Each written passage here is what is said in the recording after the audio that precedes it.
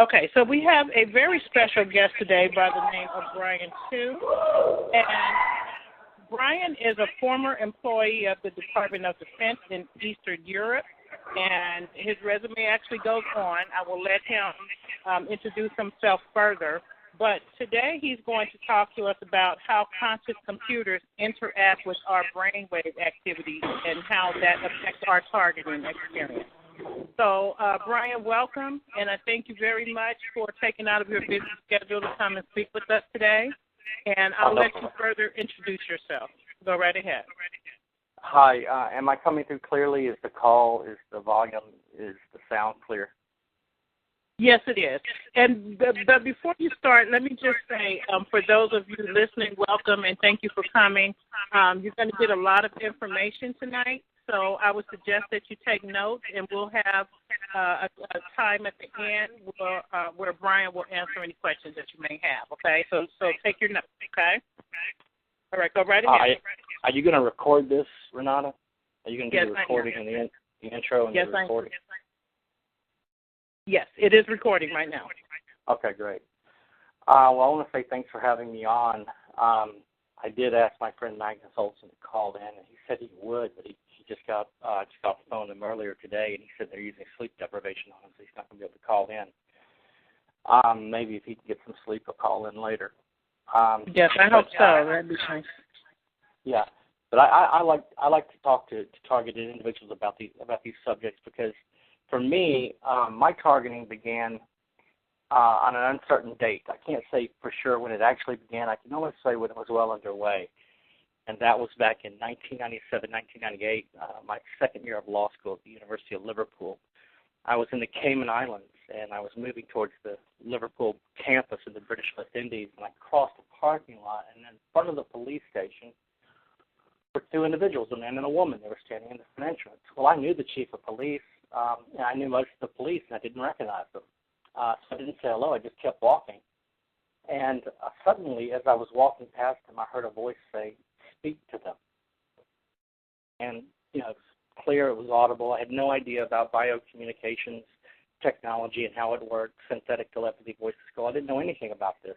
It stopped me in my tracks, thinking I was hearing things. I kept walking, and then I heard the voice again. And so I turned around, and I walked back past the man and the woman, and then I walked back past them again several times before I just decided that I was hearing things and I would keep moving. But after that, I started experiencing directed energy attacks, and I would have panic attacks and be unable to breathe from what I know now to be directed energy attacks. At the time, I didn't know. And so building a pattern and connecting the dots, I can say that my targeting began 20 years ago, in 1997, 98, that academic year. But could it go back to childhood? Yes, it could. It could go all the way back to childhood. In fact, when I tried to run FOIA requests, I kept noticing that the word Birmingham Field Office had been erased from the FOIA before I could file it. So there may have been something going on in Alabama where I was staying before I left the States to go to law school at the University of Liverpool. How many people do you have on the call right now?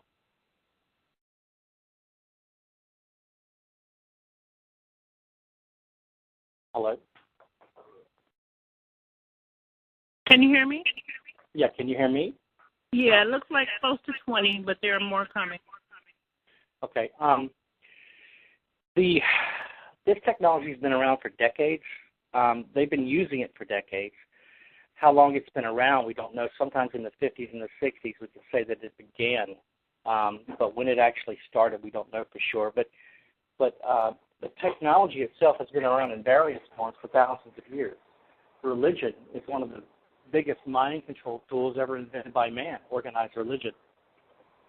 But organized religion and this technology are totally different.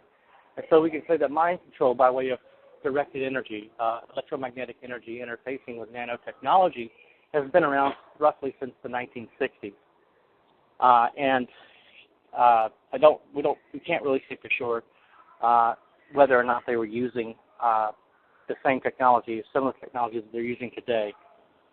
But I wanted to talk first about the history of this technology and where it began, because a lot of people don't know that they think that there are hundreds of thousands of victims. No, there are millions of victims. This technology has been around for quite a while. And it started with Jose Delgado. Dr. Jose Delgado started this directed energy mind control technology back in the 1960s with this famous bull experiment.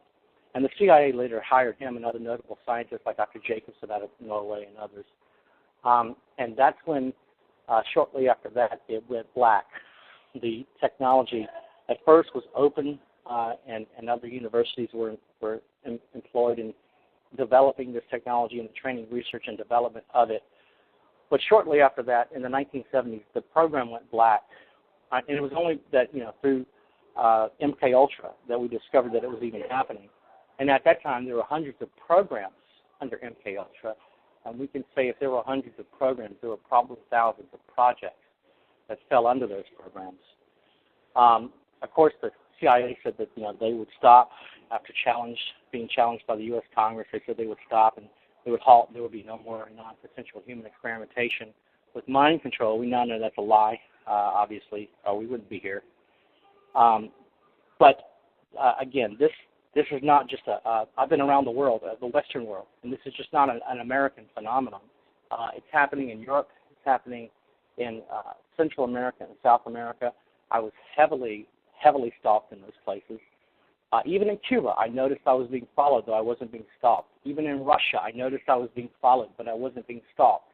But the other countries all throughout Europe, from Spain to Eastern Europe, up into Western Europe, up into Northern Europe, into Scandinavia, there was heavy stalking. Down in Central America and South America, I was heavily stalked and attacked. And in the Caribbean, obviously, where this began, the Cayman Islands all the way to Cuba. I've been to Cuba 3 times in the last 2 years. I've been to Russia 3 times in the last 2 years. So this is a global phenomenon. It didn't just start recently, and it didn't just begin with the Americans. Although the Americans are further ahead than most of the other countries, I would imagine, with the British a distant second. Did you have an outline or anything you wanted to ask? If you do, just interrupt me while I'm speaking. Okay. I did want to know about the supercomputers, and I know that you call them conscious computers. And I believe on the last call I heard you on, you said that these conscious computers actually have a mind, a will, and an intellect. Is that correct? Okay, right. Okay. All right. When you're targeted with this technology, which is more sophisticated than the space program, what they do is that the CIA and DIA hide mind teams. There are 4 organizations behind all of this. The Department, so says Dr. Robert Duncan and other scientists. The Department of Defense, my former employer, they provide all the money. They provide all the funding through their Black Ops budgets. The NSA provides the top scientists. It is the CIA and the DIA specifically, the Central Intelligence Agency and the Defense Intelligence Agency, which provides the handlers, the operators, etc. Those are the people that are involved in the hands-on torture, okay, the hands-on direction of the paradigm against target individuals for the purpose of mind control. It's the CIA and DIA that's attacking you. They are the ones which comprise the hive mind teams. These teams are composed of 3 to 6 people, and they're contractors. The CIA learned its lesson the hard way with the Church Commission hearings in the 1970s. And so they're not going to hire and use people directly under their employment where it can, if they're caught, be traced back to them. They're going to use private companies and private contractors, and that's what these people are. They're people, these hive mind teams are comprised of people who have some degree of expertise in the area of the mind, particularly as it relates to memory and thought process. So you're talking about these contractors being psychiatrists and psychologists, behavioral scientists, neuroscientists, and so on. They have they're highly trained and highly educated people. Many of them intellectual barbarians, I would say, and they're the ones that comprise the hive mind teams. And every 8 hours, that shift will change to a new team. Okay, so they'll do their 8-hour shift and go home, and then a new shift will come on, and they'll pass the mind control victim, the target individual, off to the new team. What they do when you're first targeted with this technology is they move close to you, they get near you and next to you, and they obtain remotely an EEG readout of your brainwave signature. It's called a digital brainwave imprint. And they take that digital brainwave imprint, that copy, that digital copy of your brainwave signature, and they download it, or I should say upload it back into their supercomputer, which is actually a conscious computer. And then they tie you to that conscious computer for life. How? By way of a continuous stream of energy, of electromagnetic low-frequency waves that are specifically tuned to your unique brainwave signature. Nobody else on Earth has the same brainwave signature. It's unique to you alone. It's like a set of fingerprints. Nobody else on Earth has your same set of fingerprints. Well, nobody else on Earth has your same brainwave signature. And what the stream of energy is designed to do is it's designed to interface and interact based on that frequency, based on your brainwave pattern. So what happens is they use the nanotechnology, which they get for targeted individual and mind control victims to ingest in their food or their drink or to breathe in, etc. And then once the nanotechnology is inside the body, it migrates to the brain, and that nanotechnology adheres to the neurotransmitters in your brain. And that's how it's able to speak to. It's able to speak to and decode the neurotransmitters in your brain, and that's how they're able to turn the brain of the mind control victim into their very own visual, verbal, and auditive communication system. It takes time. They have to build a cognitive model for the purposes of being able to do that. But that's how the technology is designed to operate. These conscious computers are way beyond. Everyone's talking about quantum computing being the next phase in the evolution of computational thought. No, we're way beyond quantum computing. Okay, we're way beyond that. Or I should say, the government is. The government is about 80 years ahead of the technology available on the market, and they are centuries ahead of the technology which is not available on the market. So what you see, these children games, these new cars that you drive with your brainwaves, these prosthetic arms and legs that you move with your brainwaves, those are all based on old algorithms, the older technology, artificial intelligence technology. Today, when we're talking about these quantum computers, they're not artificial intelligence. They're way beyond artificial intelligence. You're talking about artificial life. These supercomputers are actually artificial life. They're remote neural networks with a will, intellect, and emotion of their own. Now, where did they get that will, intellect, and emotion? They got the will, intellect, and emotion from the millions of people who have been targeted with this technology through the decades, whose personalities, the digital bio algorithms were uploaded back into the system. And so using those algorithms, they're able to mimic the will, intellect, and emotion of those that they copied. Let me explain what I'm talking about. The artificial intelligence, as we understand it, is based off if and then algorithms. If and then. If this happens, then we'll do that. If that happens, then we'll do this. That's artificial intelligence as we know it, and that's artificial intelligence which is on the market today. Can you still hear me? I can, and I'm jotting down a lot of questions. So that's artificial intelligence. These if and then algorithms. Okay, this is not based on if and then algorithms. Mind control technology today that the CIA and DIA are using, DARPA is using for the purposes of training, research, and development, is not based on if and then algorithms. It's based on the reverse engineering of the human mind. So what happens is once the CIA and DIA hive mind teams move in close to you, next door to you, or above you, or below you, and they obtain an EEG digital brainwave imprint of your brainwave signature, they download that back into their supercomputer, their conscious computer, and then they tie you to that supercomputer for life remotely, by way of a continuous stream of energy, a continuous stream of electromagnetic low frequency waves. And that stream contains a hidden carrier frequency. Okay, the hidden carrier frequency. Bryan, excuse me for interrupting. So this stream of energy, how is it transmitting from the location where the hive mind team is to the individual? Is that happening via satellite? Well, they use three methods. They use towers, satellites, and mobile platforms.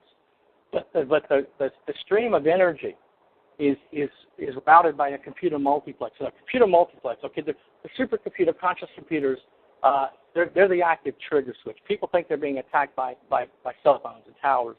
No, you're not. The towers and satellites and cell phones are not attacking you. They're simply the relay device. You're being attacked by a supercomputer. It's a conscious computer that monitors all electromagnetic activity of your brain, all the electromagnetic emissions, the evoked potentials. It measures and monitors and downloads all of that at the speed of light. As soon as you think about it, the supercomputer, by way of the continuous stream of fabricated, falsified energy, is able to download those thoughts back into its system, its RNN system. So what's happening is a computer multiplexer is routing the signal to the tower, the satellite, or mobile platform, and then the tower, satellite, or mobile platform relays the signal to the digital receiver. Similar in many ways to how cell phone technology works. So the digital receiver, just like a cell phone, is tracked and pinpointed in real time. Except with mind control technology, the digital receiver is not a phone. The digital receiver is a human brain.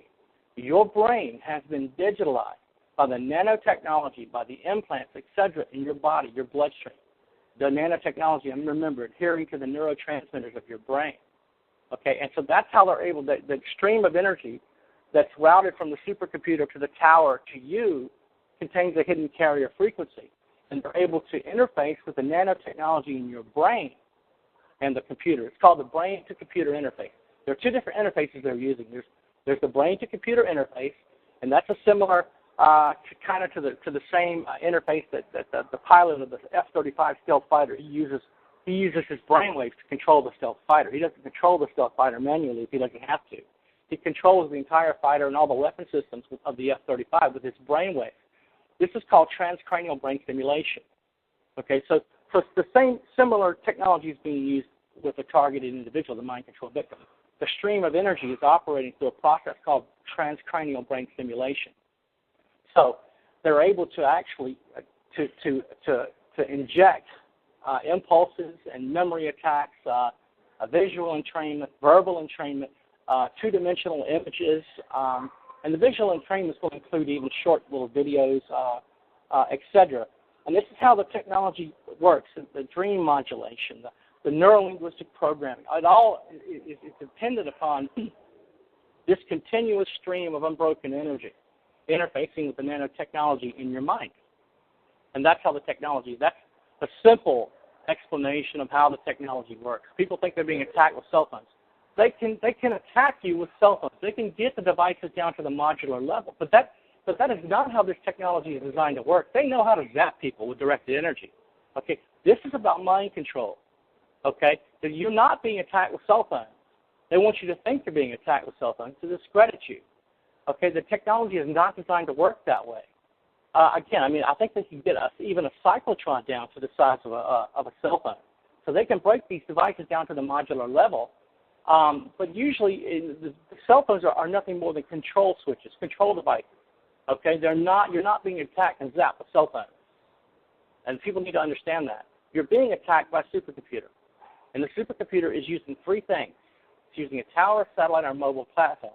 And when I say mobile platform, that's kind of ambiguous because it can include a lot of different things. It could be, as big as a truck or as small as a briefcase. It could be a ship, a boat. It could be a car, a van. They set the equipment up in the form of what's called a nightstand, and then that mobile platform interfaces with the supercomputer, and that's how they're able to attack you with the supercomputer, with the supercomputer interfacing with those three methods, as I just told you, the tower, satellite, and mobile platform. That's how it works. Do you understand? Oh, yes, I do. So I have a bunch of questions, but I don't want to take up, all of them. Go ahead. You let me know when you're open for questions from the listening audience. There are quite a few people here now. If you guys let me say that there are a few people here. I am not a scientist. I went to law school. I didn't go to medical school. I have no background in neuroscience. What I have learned on my own through research in the libraries and on the internet in Europe and here in the States and Central and South America. And I have been able to take the resources of these very notable scientists like Dr. Robert Duncan, Barry Trower, John Hall, Terry Roberts, Easel, Van Winkle, etc. I've been able to take all these, so many scientists I can't even name them all. And I've been able to take their resources, and then I've been able to build off of their research by contrasting their resources with my own personal experience. So Bryan, people say Bryan is smart. No, Bryan studies smart people. Bryan is not smart. He studies smart people. So I want to say that off the bat, that this, that we should all be very thankful for these scientists who have risked their lives to protect people they didn't even know, and they should be prayed for. And who, they risked everything, and some of them have paid the ultimate sacrifice. Okay, they've been killed, and so we owe them a great.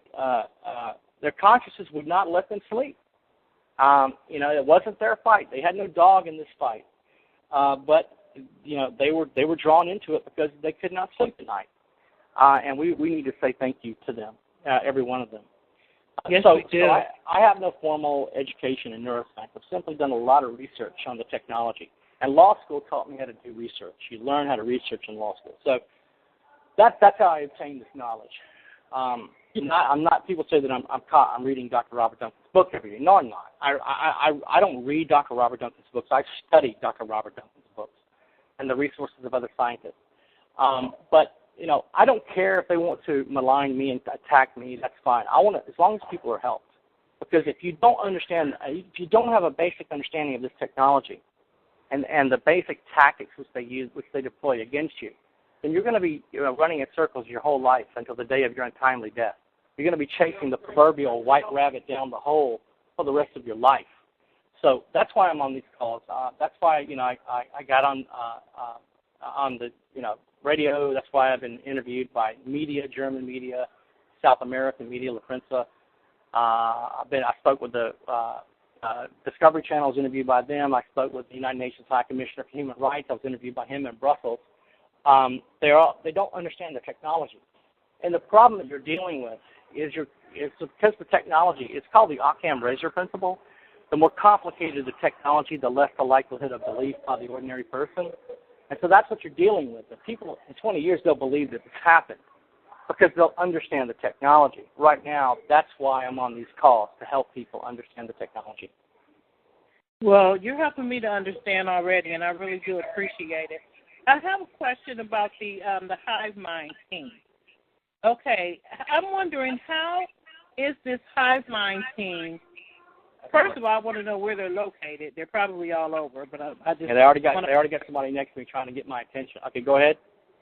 Okay, so I'm wondering where this Hive Mind team is located, and I'm wondering how they're able to monitor so many people. Because they're supercomputers that are able to conduct, hundreds of thousands of calculations per second. So it's all automated. It's all automated, active, and adaptive to the targeted individual, to the mind-controlled victim. This isn't somebody. This isn't just a group of people behind a desk. I mean, there are Hive Mind teams involved in this. But the whole system is automated. The whole RNM, remote neural monitoring, remote neural manipulation system. And there's a big difference between remote neural monitoring and remote neural manipulation. That's how so many people can be targeted with this technology, because these supercomputers, these conscious computers with a will, intellect, and emotion of their own, they're capable of hundreds of thousands of calculations per second. You understand? So the Hive Mind team then is maintaining the supercomputers. That's what their job is, the Hive Mind team. They're interfacing with the supercomputer. What happens is the Hive Mind clone, the leader of the Hive Mind team, or one of the leaders, is called the clone. And he's, like I said, a psychiatrist, a psychologist, a neuroscientist, etc. Someone with a basic understanding, an expertise in the area of the mind. And this is specifically related to the memory and thought process of the mind. So the clone will be the head of the Hive Mind team. This is CIA and CIA contractors. Okay, they're doctors. They're hiding in plain sight. They're not, on some underground base somewhere. They have careers. They have jobs. They have families. They have mortgages. These are real people. Okay, it's just that no one knows the horror that they're engaged in on a daily basis. And they know better than to ask questions. Okay, so you're dealing with the clone who is the head of the Hive Mind team. Okay, he is the one who clones his brainwave signature to your brainwave signature. And by cloning his brainwave signature to your brainwave signature, he's able to verbally and visually take his impulses, his thoughts, his emotions, and clone them to your mind. Okay? So at each shift change, every 8 hours, the two clones of the clone from the shift that's actively monitoring you, and the clone that's coming on to the next shift. Okay, those are the people that will be involved in the actual hands-on tortured. Now, there's also more people involved in the CIA DI hive mind team. You're talking about a firewall, and I got a lot of this information from Dr. Robert Duncan in his books. But the firewall is actually not a software program or a hardware program, although software and hardware are involved. The firewall is actually a human brain, which is necessary so that there's no breakdown in the bidirectional link between the clone and the target individual, the mind control victim. Okay, because if the firewall breaks down, then they've got trouble. Then the mind control victim can begin to, because theoretically, if they're able to read your mind using this technology and they've cloned their brainwave signature to your brainwave signature, then you theoretically should be able to read their mind. You should be able to hear them think out loud, synthetic telepathy, etc. Okay, but you can't do that because of the firewall, because of the other individual. And the same technology that's in your body, the nanotech, etc., is in their body. Okay, so that's how the hive mind team is set up. The hive mind team is you will interact with the hive mind team at regular intervals, but they're hiding behind law enforcement. They're hiding behind a whole. I mean, this is an interdenominational. I study religion. This is an intergovernment agency operation designed to diffuse responsibility of cost. So there are a lot of agencies and organizations, state, local, federal level, a lot of personnel involved. You very rarely will have any regular daily interaction with the hive mind team. Okay, but that's people that are dedicated to you. They are CIA and DIA operatives. And when I say CIA and DIA operatives, I mean these hive mind team members, okay, are contractors. They work for private companies. They're the psychiatrists at the mental hospital. They're the psychologists at the children's clinic. They're the neuroscientists at the university. They're the neurosurgeon, etc. at the local hospital. They're hiding in plain sight. Okay, they're every day. Okay, that's how the technology is designed to operate. And these hive mind teams are dedicated to the mind control victim every 8 hours. Okay, and then they'll use other people to move around to harass and attack and target the mind control victim, constantly trying to provoke the victim into emotional responses which could be remotely measured and integrated back into R&M data. Okay, they have to so that was one of my questions, Bryan. I was going to ask where this organized stalking comes into play, and why do they need the hands-on like that? Because I'm a person who gets the heavy stalking, and a bunch of people on this call also get the heavy stalking. So what is the purpose of that? If they already have these conscious computers working against us, why do they need this in-the-face, hands-on tactics as well? Okay, again, they're using trauma, physical and psychological trauma, to map out your sensory and neural pathways of your brain and central nervous system. Okay, in order for them to do that, they need to inflict trauma regularly. Not just physical trauma, but psychological trauma. Long-term physical and brutal psychological trauma is necessary in order to force the victim to disassociate from reality, but also for them to be able to map out the brain. It's called whole brain emulation. They're breaking your brain down to the synaptic level. Okay, you have millions of neurons in your brain that communicate with each other through what's called a synaptic gap. The neurotransmitter is there, and that's how the technology, which is the nanotech, adheres to the neurotransmitters, and that's how the technology is designed to speak to and decode your thoughts. Okay, so understand that organized stalking is part of the paradigm to inflict trauma. Now, they use organized stalking for various things. They use it for surveillance. They use it, again, to provoke the victim. They use it to keep the victim from defeating the technology. There are many different reasons why they use organized stalking. Okay, but the main reason, one of the main reasons, have to be the main reason, is to discredit the mind control victim, so that no one will believe the atrocities are occurring. Try having a reasonable, rational conversation with the police about the fact that 100 hostile strangers are following you. It's just not possible. So one of the main reasons they do it, and there are many reasons for organized stalking, but one of the main reasons is to discredit the mind control victim, and then of course to provoke the victim into psychological trauma, fear, paranoia, etc., in order to map out, to create electronic emissions, to create emotional responses, which they can remotely measure and then integrate back into their R&M data. Okay, so they're going to constantly get in your face, but it's more than that. They're looking for evoked potentials. Okay, they're looking for you to respond some way. So they may come up to you with the most mundane questions imaginable. They may come up to you and say, you know what time it is? Or can you give me directions to so-and-so place? Or is that on sale? How much did you pay for that? They're seeking to solicit a response. Okay, once the teams deem they have enough of these responses, they correlate all these responses into what are called response statistics. Okay, and then what they're seeking to do is they're seeking to build coherent patterns of thought. Okay, once they build coherent patterns of thought, then they can begin to map out the brain of the mind control victim. In order to do that, they use trauma. So understand, those are the various reasons why organized stalking is happening. But understand also that these organized stalkers aren't dedicated to you per se, the targeted individual. They're dedicated to all targeted individuals, okay, that move through their area of operation, through their neighborhood that they live in. They live, work, and play in that area.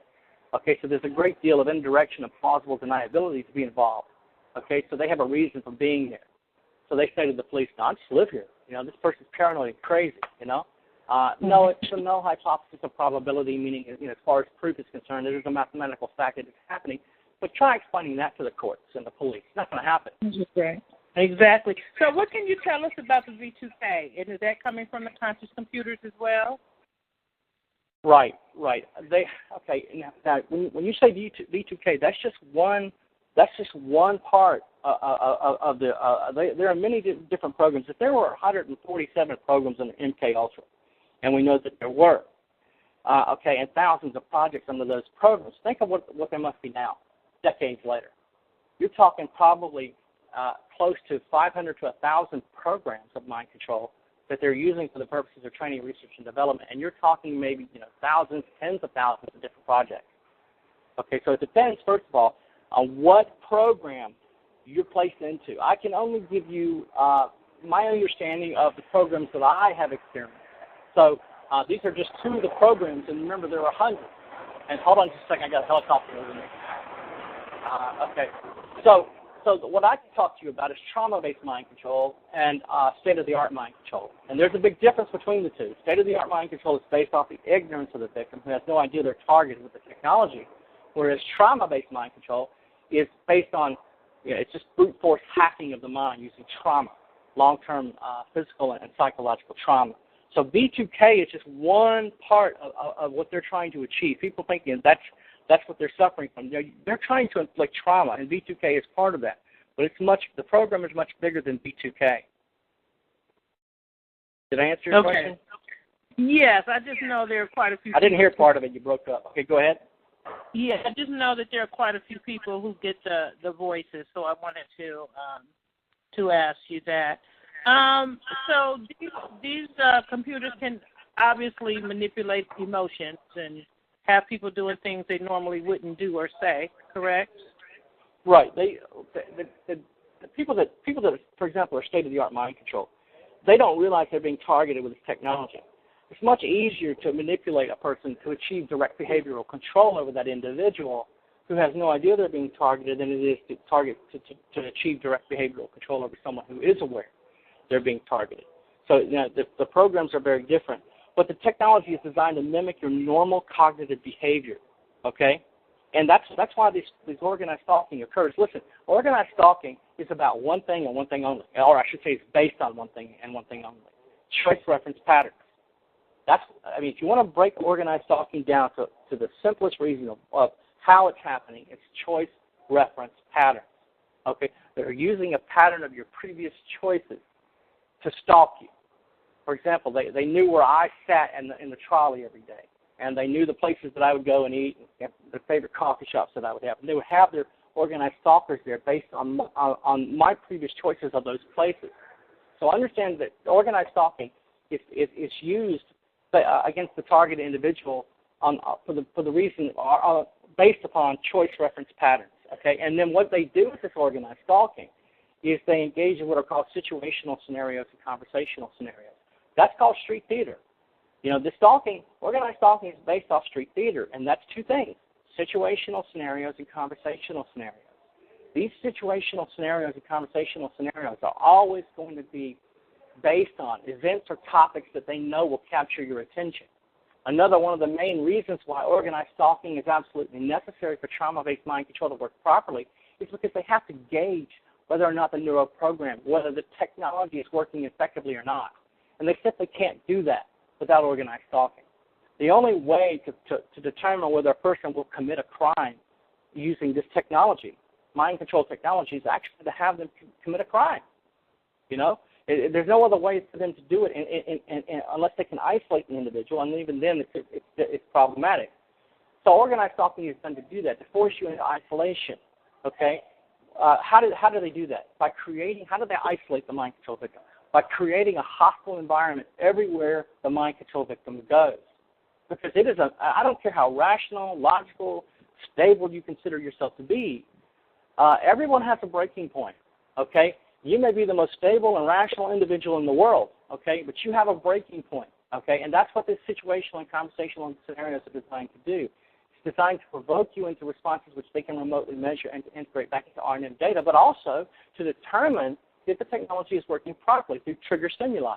And when I say trigger stimuli, I mean trigger words, trigger symbols, trigger objects, etc., trigger colors. For example, based on events or topics that are going to capture your attention, your organized stalkers will one day sit down next to you and start having a conversation out loud about God. You're religious, they know this, they need to capture your attention. If they cannot capture your attention, the technology does not work.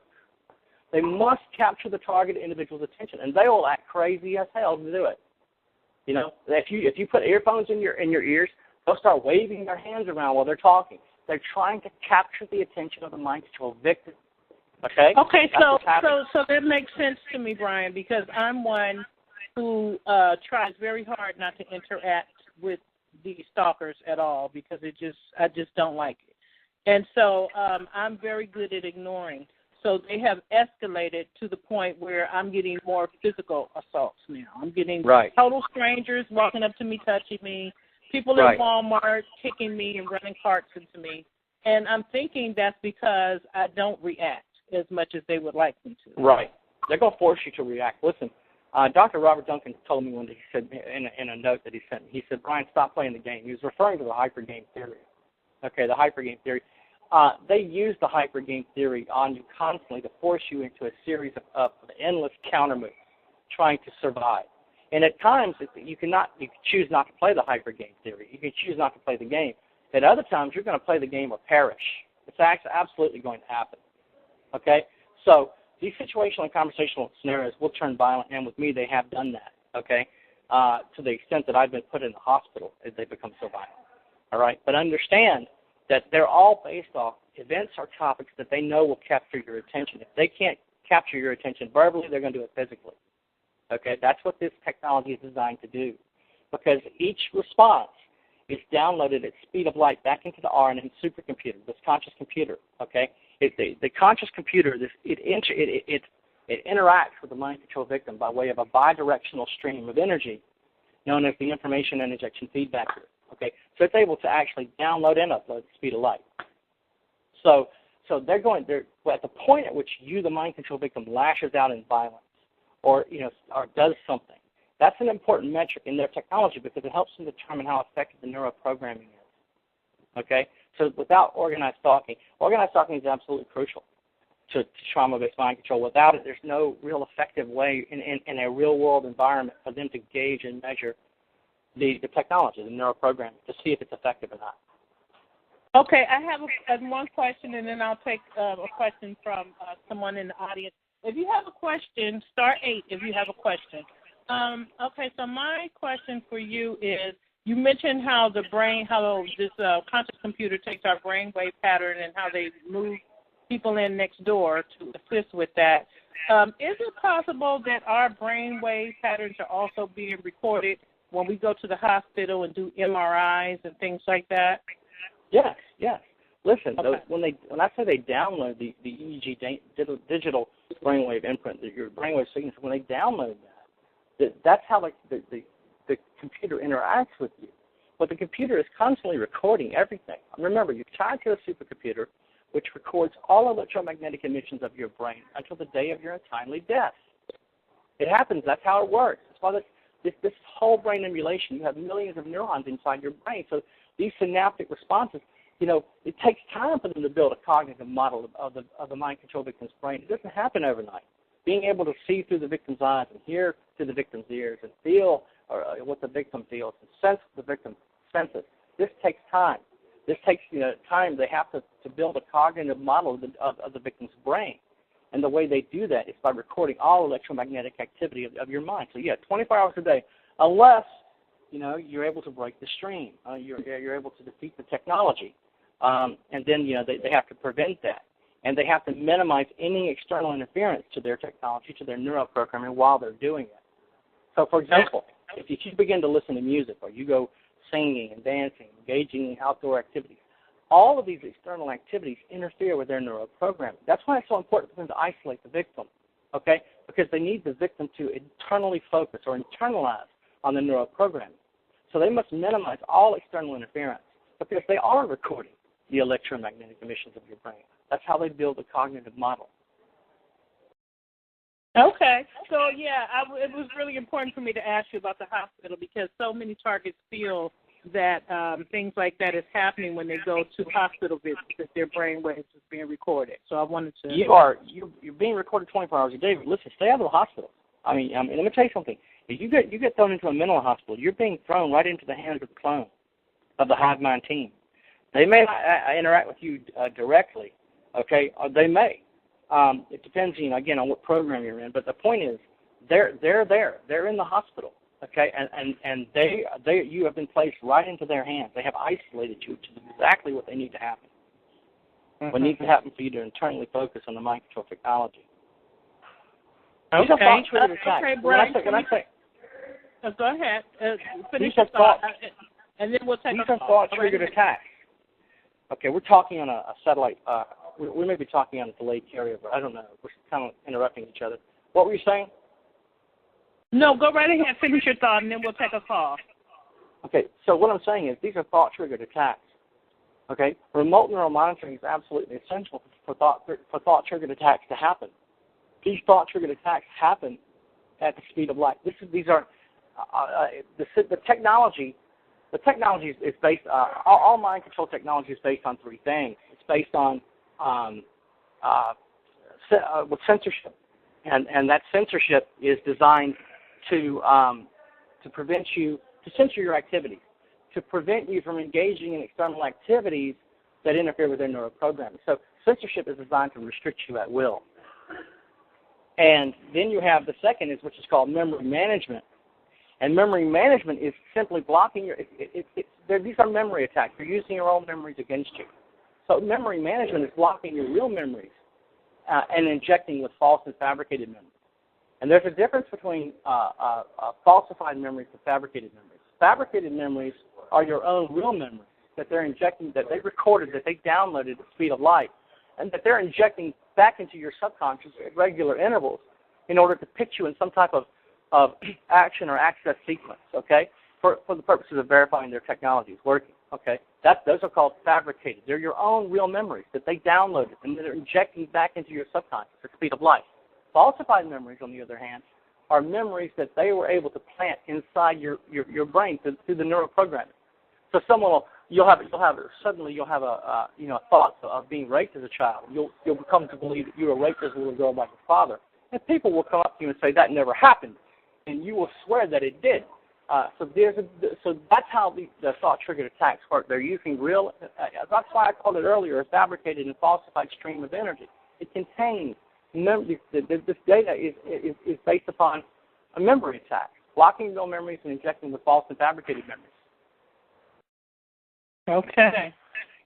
Thank you for the information. Are you ready for a question, Bryan? Sure, yeah. But understand these are memory references. Remember, I said choice reference patterns. It includes patterns of your previous choices, and those are memories. So you defeat these thought-triggered attacks. You defeat mind control by learning to read active memory. And we'll talk about that in a little while, active memory, okay, versus long-term I definitely memory. want to talk about solutions to this and how we can kind of overcome some of this. But we'll hold off on that for right now. Let's take a question. Hello, do you have a question for Bryan? Hi, Bryan. I had a question. I was wondering if we were in theory or hypothetically to just not stay in our house for a while, not interact with anybody outside, and try to just lay in bed and meditate and try not to have any thoughts, do you think they would eventually become so bored with us as a target that they might eventually stop targeting us? No. Listen, isolation is exactly what they want you to do. By staying in your house all day and you're just all you're doing is you're making it easier for the neuroprogramming to be effective, because in order to be effective, they have to capture your attention. The neuroprogramming, in order for the neuroprogramming to work properly, they have to minimize all external interference. I just talked about this a few moments ago. Okay, all external interference. And when you're engaged in your regular daily affairs and all the chaos and random events that go on in the normal person's life, okay, all of that interferes with their technology, with their neuroprogramming. They want to stop all of that. So they force you back into your home by creating a hostile environment, because it is a medical, scientific fact that no matter how stable and rational you consider yourself to be, logical, whatever, no living organism can survive in an environment which is constantly hostile. Okay, that's why they're doing. That's another reason that organized stalking is designed to be bad, to traumatic, to force you back into an isolated environment where the neuroprogramming is more effective. So do not isolate. So it would be better for us than to just try to live our life as best as we can, rather than to be boring to them and hope they get bored. It's better just for ourselves try to live our life as best as we can with a given situation. Correct. Okay, thank you. Okay, thank you. Okay, Bryan, many of us targeted individuals have questioned as to why us.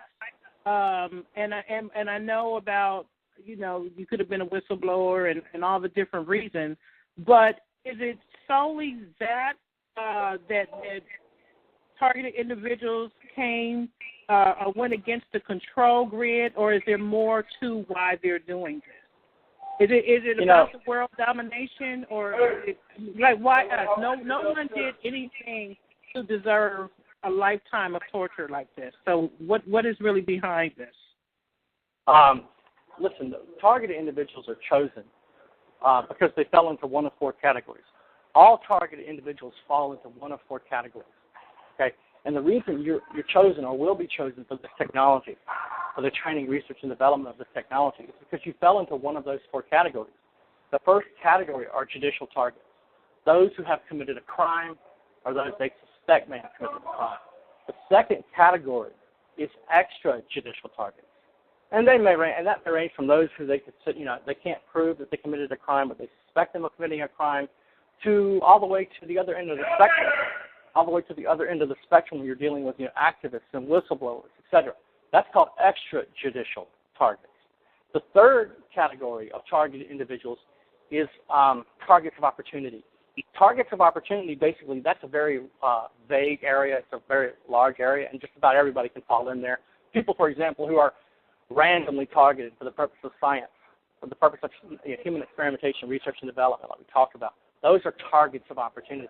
And then the fourth category of all targeted individuals is called lucrative targets. And those are people who have access to or who may have possessed sensitive information or who may have access to sensitive positions. And so those four categories, judicial targets, extrajudicial targets, targets of opportunity, and lucrative targets, are the four categories which all targeted individuals fall into. And the reason that you're targeted, the reason it's happening, okay, is because you fell into one of those categories. Okay. All right. Thank you for that clarity. Okay, we do have another question. Star 8 if you have a question. Hello. Hello. Hi. Hi. Bryan, I want to ask Bryan a question about what they will do with a perpetrator that they sent to throw me into a traumatic situation where I would completely fall apart. Now, it's obvious to me that through the organized stalking, what they've done is studied all of my behavior to know that being married and being in a family situation is what I want most in life. So what they did was they mind controlled me once I got involved with a man, to fall more deeply in love with him than ever in my life. And then they had him to withdraw from me and publicly shame me and withdraw from the relationship without explanation. Right. What do they do to him now? Okay. The reason that they do that, I told you, trauma-based mind control cannot exist without trauma. Not just physical trauma, but psychological trauma. One of the things that they use are called honey traps. And they use honey traps they use relationships in order to provoke the victim into responses from violent responses to responses of, they need to map out the entire, all the vectors of your personality. This is about three things: your will, intellect, and emotion. Okay? That's your soul. That's your personality, the will, intellect, and emotion. They know how to manipulate the five senses. Now they're trying to reverse engineer your will, intellect, and emotion. So they have scenarios that they'll engage in, like good cop, bad cop, or they'll use honey traps to provoke you into, to put you into situations where they can suddenly create trauma by introducing new variables. Because that's what the hyper game theory is about. It's about applying game theory to decision tree modeling. It's about being able to alter any variable in the model, and then by doing so, to alter the expected outcome. So just in order to create trauma, they'll have someone come into your life, some honey trap, and that person will be the trigger mechanism will be the mechanism for introducing trigger stimuli into your life in order for them to measure how effective their technology is working. They've tried to do that with me time and time again. So another thing is good cop, bad cop. They'll and doesn't necessarily involve the police. What they'll do is they want to instill hope and trust. They want to build relationships of love and trustworthiness and all the things that go on with that, and then suddenly tear it down. Why? To inflict trauma, psychological trauma. When I worked for the Department of Defense, I had no idea this technology was working, but they were targeting me the whole time. I had no idea this biocommunications technology even existed. But they were targeting my friends and family to create trauma, okay, through a process called influence mapping and negative associative conditioning. What they do is they find the people in your life, not just that you love, but whoever's important to you, okay? And in order to inflict trauma, they target those individuals with negative associative conditioning so that every time you come around them, okay, something bad happens. They get a headache, they get nausea, that's a directed energy attack, or their car breaks down, or their dog dies. It's called negative associative conditioning. And so the point where the person that loves you or likes you begins to correlate those events, those bad negative events, with your presence. They begin to correlate you to those negative events, and they begin to avoid you like the plague. So they use influence mapping. Influence mapping is a business marketing strategy. Okay, when a business wants to target another company to get that company to buy their product or their service, what that company will do, it's called a B2B relationship, a business-to-business relationship. What that company will do is they'll find the people in the other company that they want to sell to who are the most important people in that company, who have the most influence over the daily affairs of that company, in order to try to get them to buy their product. They don't target the janitor. They don't target the administrative personnel, because those people have no influence over the daily affairs of that company. They're not important. It's just not practical for them to do that. They target the people within the company who have the most influence, who are the most important people who make decisions. Well, it's the same thing for you.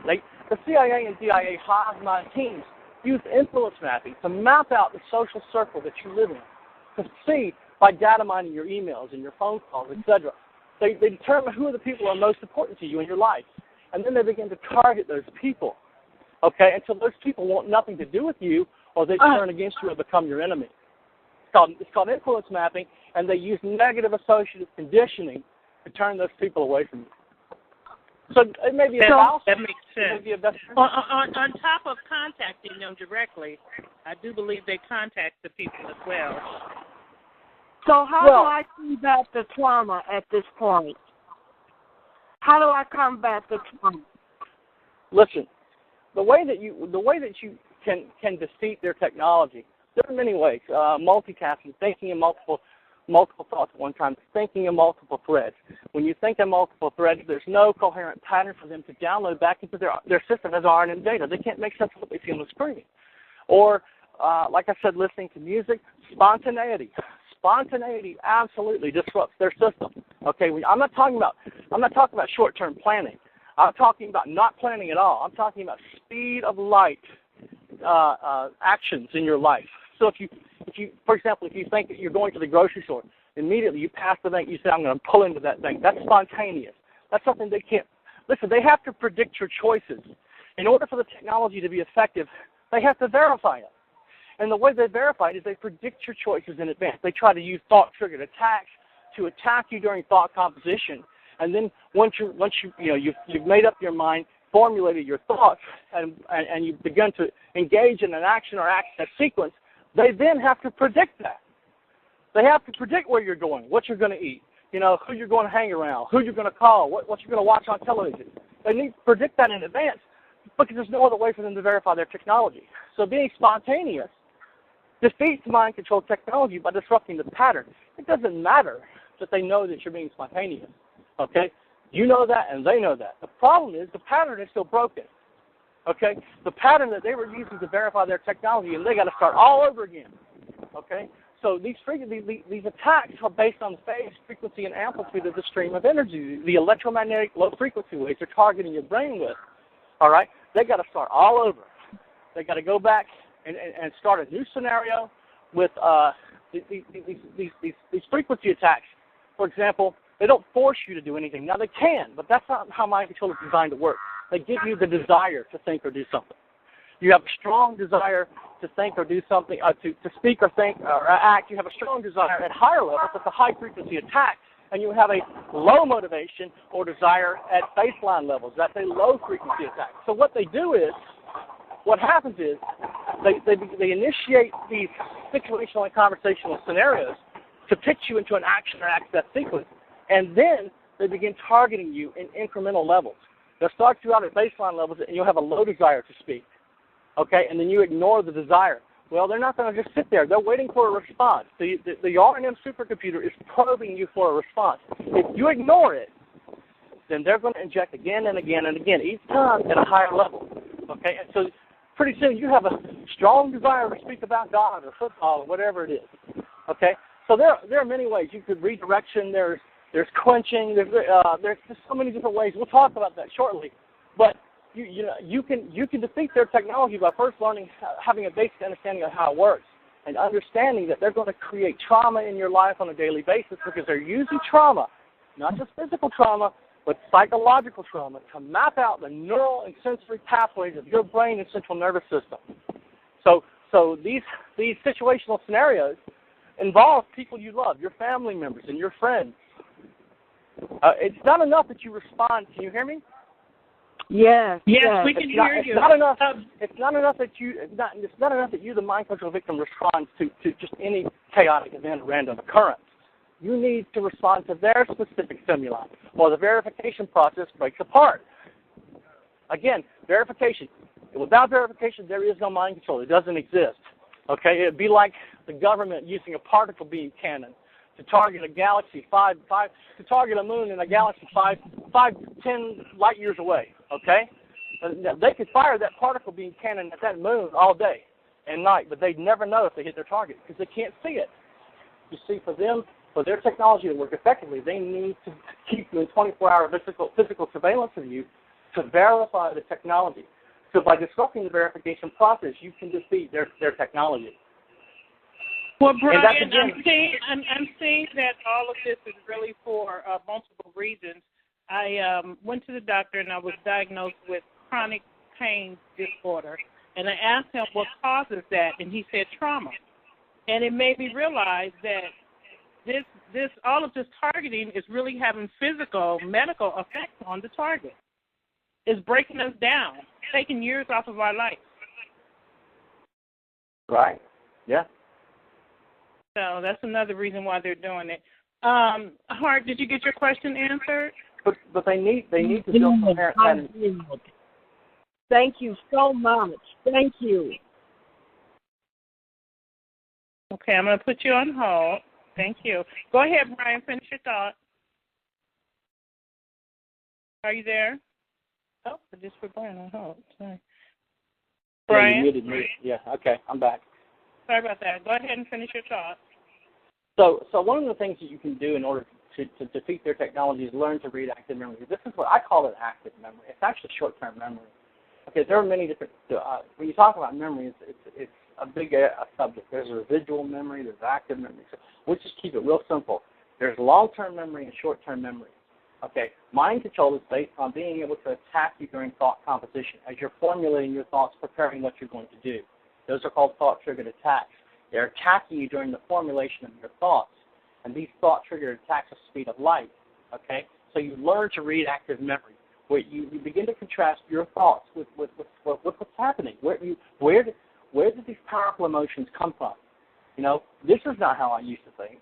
You begin to maintain situational awareness of not just your environment, but of your mind, of your thoughts. You look for patterns. Remember, everything you do, I've said this in many emails, everything they do is based on patterns, on identifying and developing coherent patterns.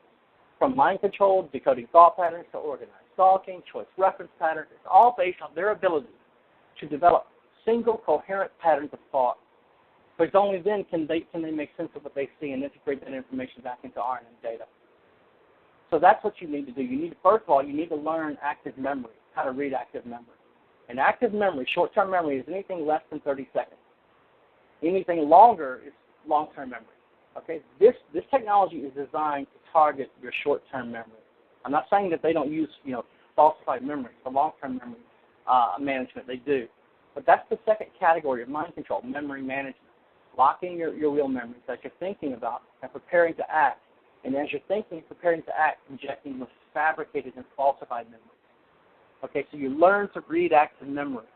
You learn to look for patterns. Okay, and that's how you identify. That's how, by contrasting your normal way of thinking with their artificial remote neural manipulation, you're able to identify what's really true, your real thoughts, and it's all memory. As soon as you think of it, it becomes memory. Okay, from their artificial impulse injections and memory attacks. So what they'll do is, I kind of forgot the question here. I'm just talking. But what they'll do is this: they'll use previous memories and they'll inject them back into your memory and thought process. But then they'll use the desire, okay, to, for example, memories of sexual encounters. So they want to create lust. They want to pitch you into an action or access sequence involving sex or masturbation, something like that. Okay, so what they'll do is they inject the memory attack, and then they follow that up with an impulse injection. It's called impulse sequencing. Well, if you learn to read active memory, you can begin to contrast their artificial impulse injections with your own normal, natural memory and thought process. So I would say the first thing you should do is learn to read active memory. Okay, sounds good. Okay, we have a couple of more questions. Would you mind? Trolley down to the convention center. No. I can go. Mission Valley with East County communities. I'd like to remind all passengers to have a valid fare in your possession while riding the trolley. While on board, smoking or eating is permitted, and drinks must be kept in a spill-proof or sealed container.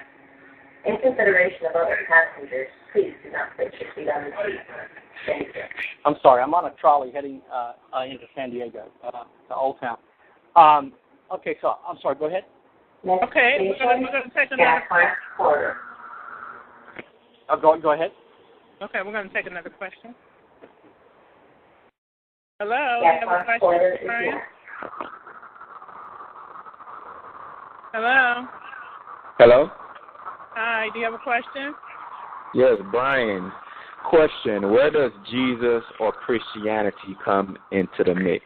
Or what can you tell about the machine when it has to do with Christians? Okay, I'm sorry, what was your name? Jay.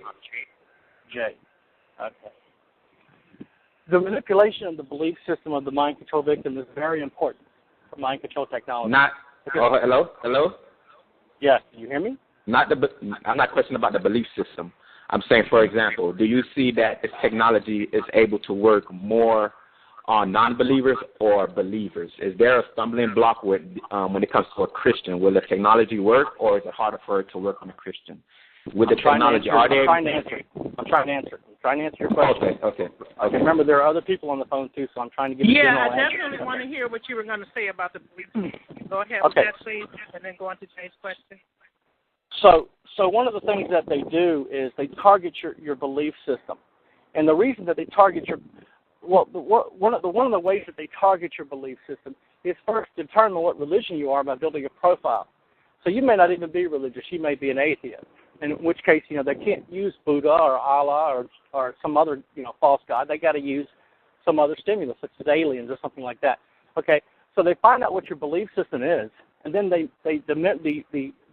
remote neural attacks are designed to mimic that belief system. That they find out what your god of choice is, and then they use V2K, voice of God weapons, or synthetic telepathy to make you think God is speaking with you. So this happened in 1991. If you remember, in 1991, tens of thousands of Iraqi soldiers suddenly surrendered in the first Gulf War with their hands raising them and their weapons dismantled. And a reporter came to them later, and he asked some of them, he said, "Why? I understand why you surrendered, but why did you dismantle your weapons first?" And all of the Iraqi soldiers said, "Allah told us to.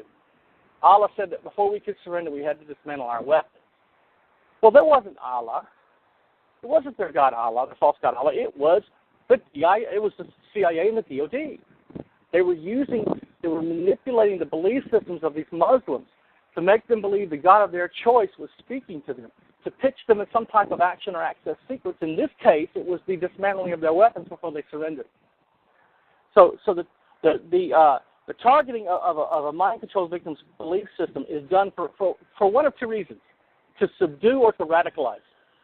They either want to subdue your belief system or they want to radicalize your belief system, because they always do what's most difficult.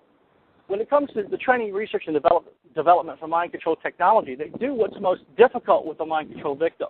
Once they build a profile of you, they determine what your religion is, what your belief system is, okay? And then they do what's most difficult. So they would never,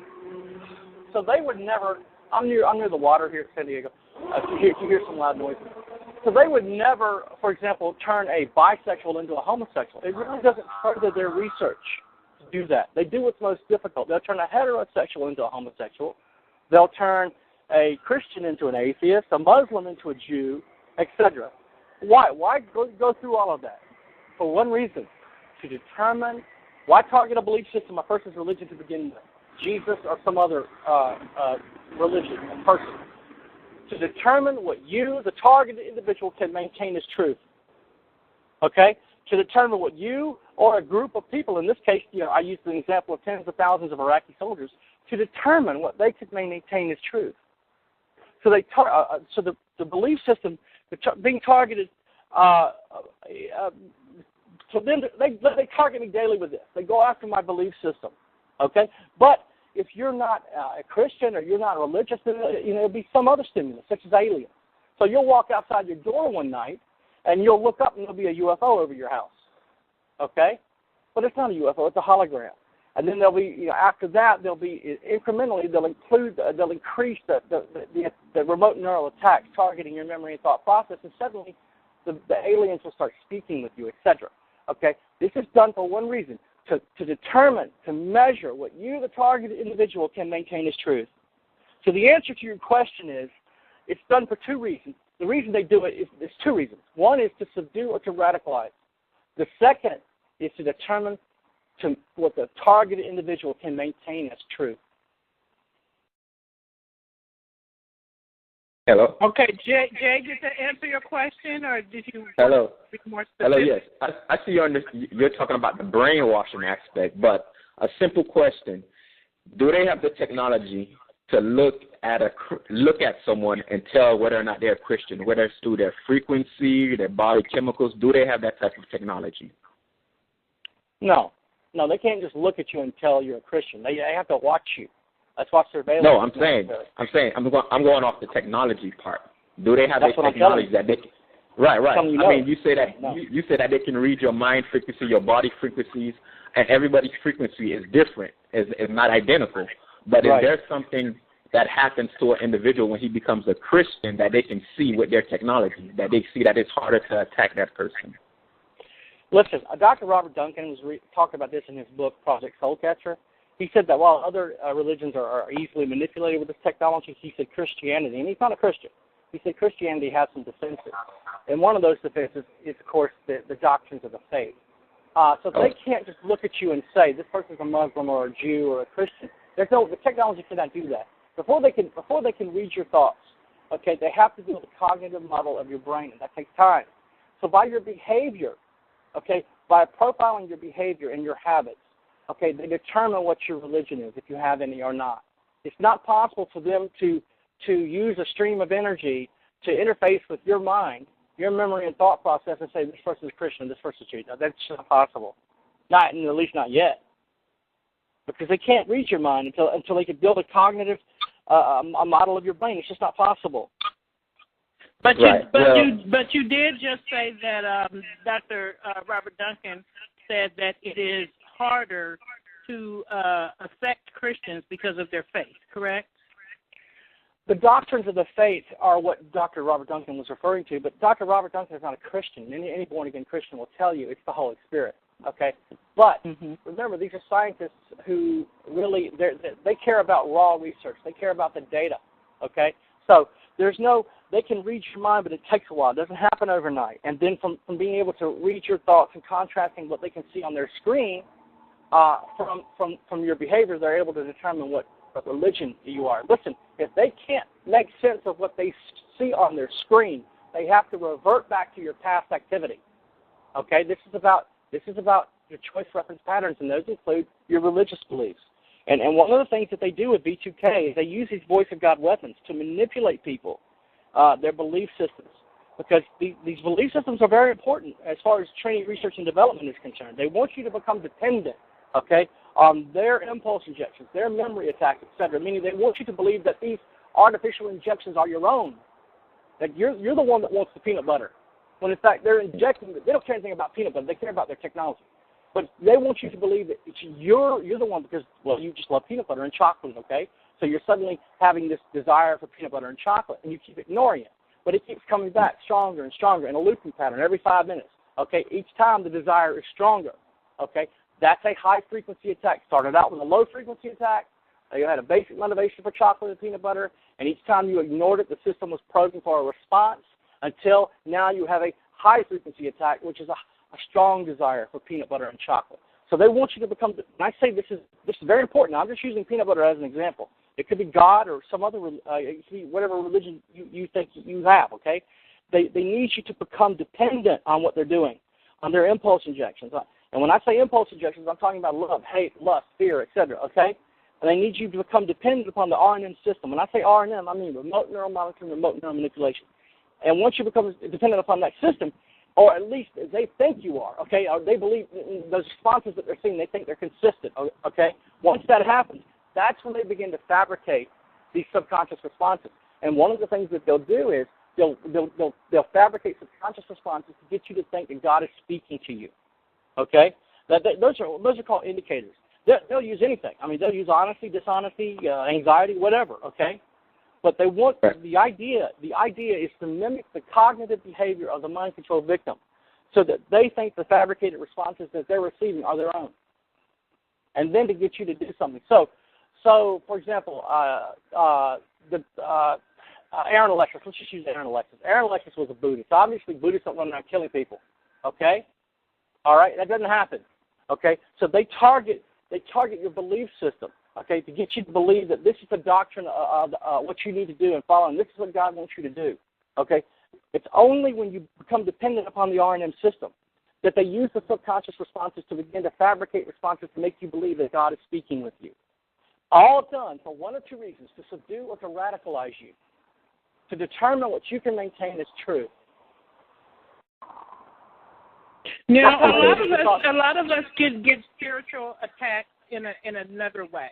I get attacks in my sleep where I feel like I'm being smothered, which would be it would be called like sleep paralysis, but if something feels very demonic about it when these attacks happen to me. So I'm wondering, is that something that these computers are capable of doing? Yes. Yes. The computer is monitoring. The supercomputer is monitoring your emotional state at all times. Okay. That's what they listen. That's what remote neural manipulation is about. Being able to monitor and based off of the information it's able to capture to fabricate stories based on whatever it is you're thinking. So the remote neural monitoring system is designed to capture in at speed of light whatever it is you're thinking, and then to download or inject back into your mind as you're thinking stories. Artificial remote neural attacks are just stories, are visual or verbal entrainments to make you believe God is speaking to you. Okay, that's how they achieve direct behavioral control over the victim. Okay, remember, mind control is about three things. It's about censorship, it's about memory management, it's about direct behavioral control. Part of the direct behavioral control means they want to shape your thoughts and behavior with this technology. And the way they do that is they get you to become dependent upon their system. So whether it's restricting your thoughts. Has your question been answered, Jay? Well, kind of. But I understand like you're a smart guy and you have a lot of information on it. But I'm going off of the Christian aspect of it. Like you said that there's 4 reasons why they put you on a program as you're a targeted individuals. But 2 of those reasons won't apply to some people, and 4 of those reasons really won't apply to nobody, because there are people, targeted individuals, they feel like they've been put on this program at birth. Like me, I can go back to the age of 2 and 3 years old, and I knew that I was on the targeted individual program. So how or why would they pick me at that, or pick people at birth? At such a young age. Program? Okay, right. Well, I told you, you're a target of opportunity. Okay, thank you, Jay. I'm going to put you on hold while he answers your question. Thank you. Okay. You're a target. You fall into the category known as targets of opportunity. Okay? You're targeted for training, research, and development from birth on. Okay, that's why. That's the reason. Okay, you fell into one of those 4 categories: judicial, extrajudicial, targets of opportunity, or lucrative targets. In your case, you know that you weren't running around robbing banks as a baby. Okay? So you're not a judicial target. You know you weren't a whistleblower or an activist at the age of 2 or 3 years old, so you know you're not an extrajudicial target. You know that as you were entering the 1st grade, you didn't possess sensitive information or hold a sensitive position, etc. So you weren't a lucrative target. You fell into category 3, targets of opportunity. Also, I know that people are targets because they're affiliated with someone. Because, for instance, my children were born into it because I'm targeted. Right. So I guess. Right. Yes. Okay. There is a genetic link between some of the targeting. There is. For the purposes of the research and development of this technology, they do target family members. They don't just target one person. They may target multiple generations. I don't have enough data on that to tell you, in your situation, whether that's true or not. I don't know you. Okay, but understand that all of this, what they're doing, especially when he's talking about they're targeting your faith, they're targeting your faith based on scripts using situational and conversational scenarios. They want to determine whether the neuroprogramming to subdue it or radicalize you, okay, is working or not. So they engage in what are called scripts. Dr. Duncan calls them scripts. I call them situational scenarios, conversational scenarios. Okay, I call them street theater. Okay, but the objective is to create extreme psychological trauma, fear, paranoia, etc. Okay, because that's how the technology is designed to work, for it to be effective. So traumatize you in a sense that you can no longer function in society, causing you to begin to physically and psychologically shut down. And multiple people may be targeted. There may be they're often, the research has to be random, so that, like when they do drug tests, they need to choose a large pool of people to do the research on. Otherwise, the research is skewed. It's just skewed. They need a random pool of test subjects. Okay. But other times there's a genetic link involved. They want to see how the technology works through that genetic link. But again, it's all designed to cause you to shut down physically and psychologically, to begin to force you, especially, listen, I'm answering your question, especially from family and friends, to isolate you. especially from any support network that you may have. Okay? That's why trauma-based mind. Listen, they're not using this. This is a weapon system. Okay? This is neuro warfare. The revolutions that are going on, Arab Spring, all those revolutions in the Arab world, Ukraine, okay, Belarus, all these Arab countries. Notice that the countries where all this revolution is occurring are Russian allies. Notice that, okay? Notice that. The Ukraine, for example. All right? This is neuro warfare between the Russians and the Americans. That's what's happening. It's a weapon system. It's a weapon system. I've told people before, but because there may be new people on your call, I'll say it again. This movie works the opposite of Clockwork Orange. In Clockwork Orange, the scientists, I never really saw the movie, I just saw parts of it, but I read about it, and basically the theme of the movie was this. Scientists were trying to take a violent person and turn him into a peaceful person. Take a violent criminal and turn him into someone who would shut down in the face of extreme violence. And to do that, they used hypnotism, behavior modification, etc. Okay? Well, they failed.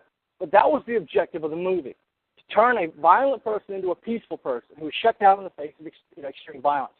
Well, so this technology, trauma-based mind control, is the exact opposite of the movie Clockwork Orange.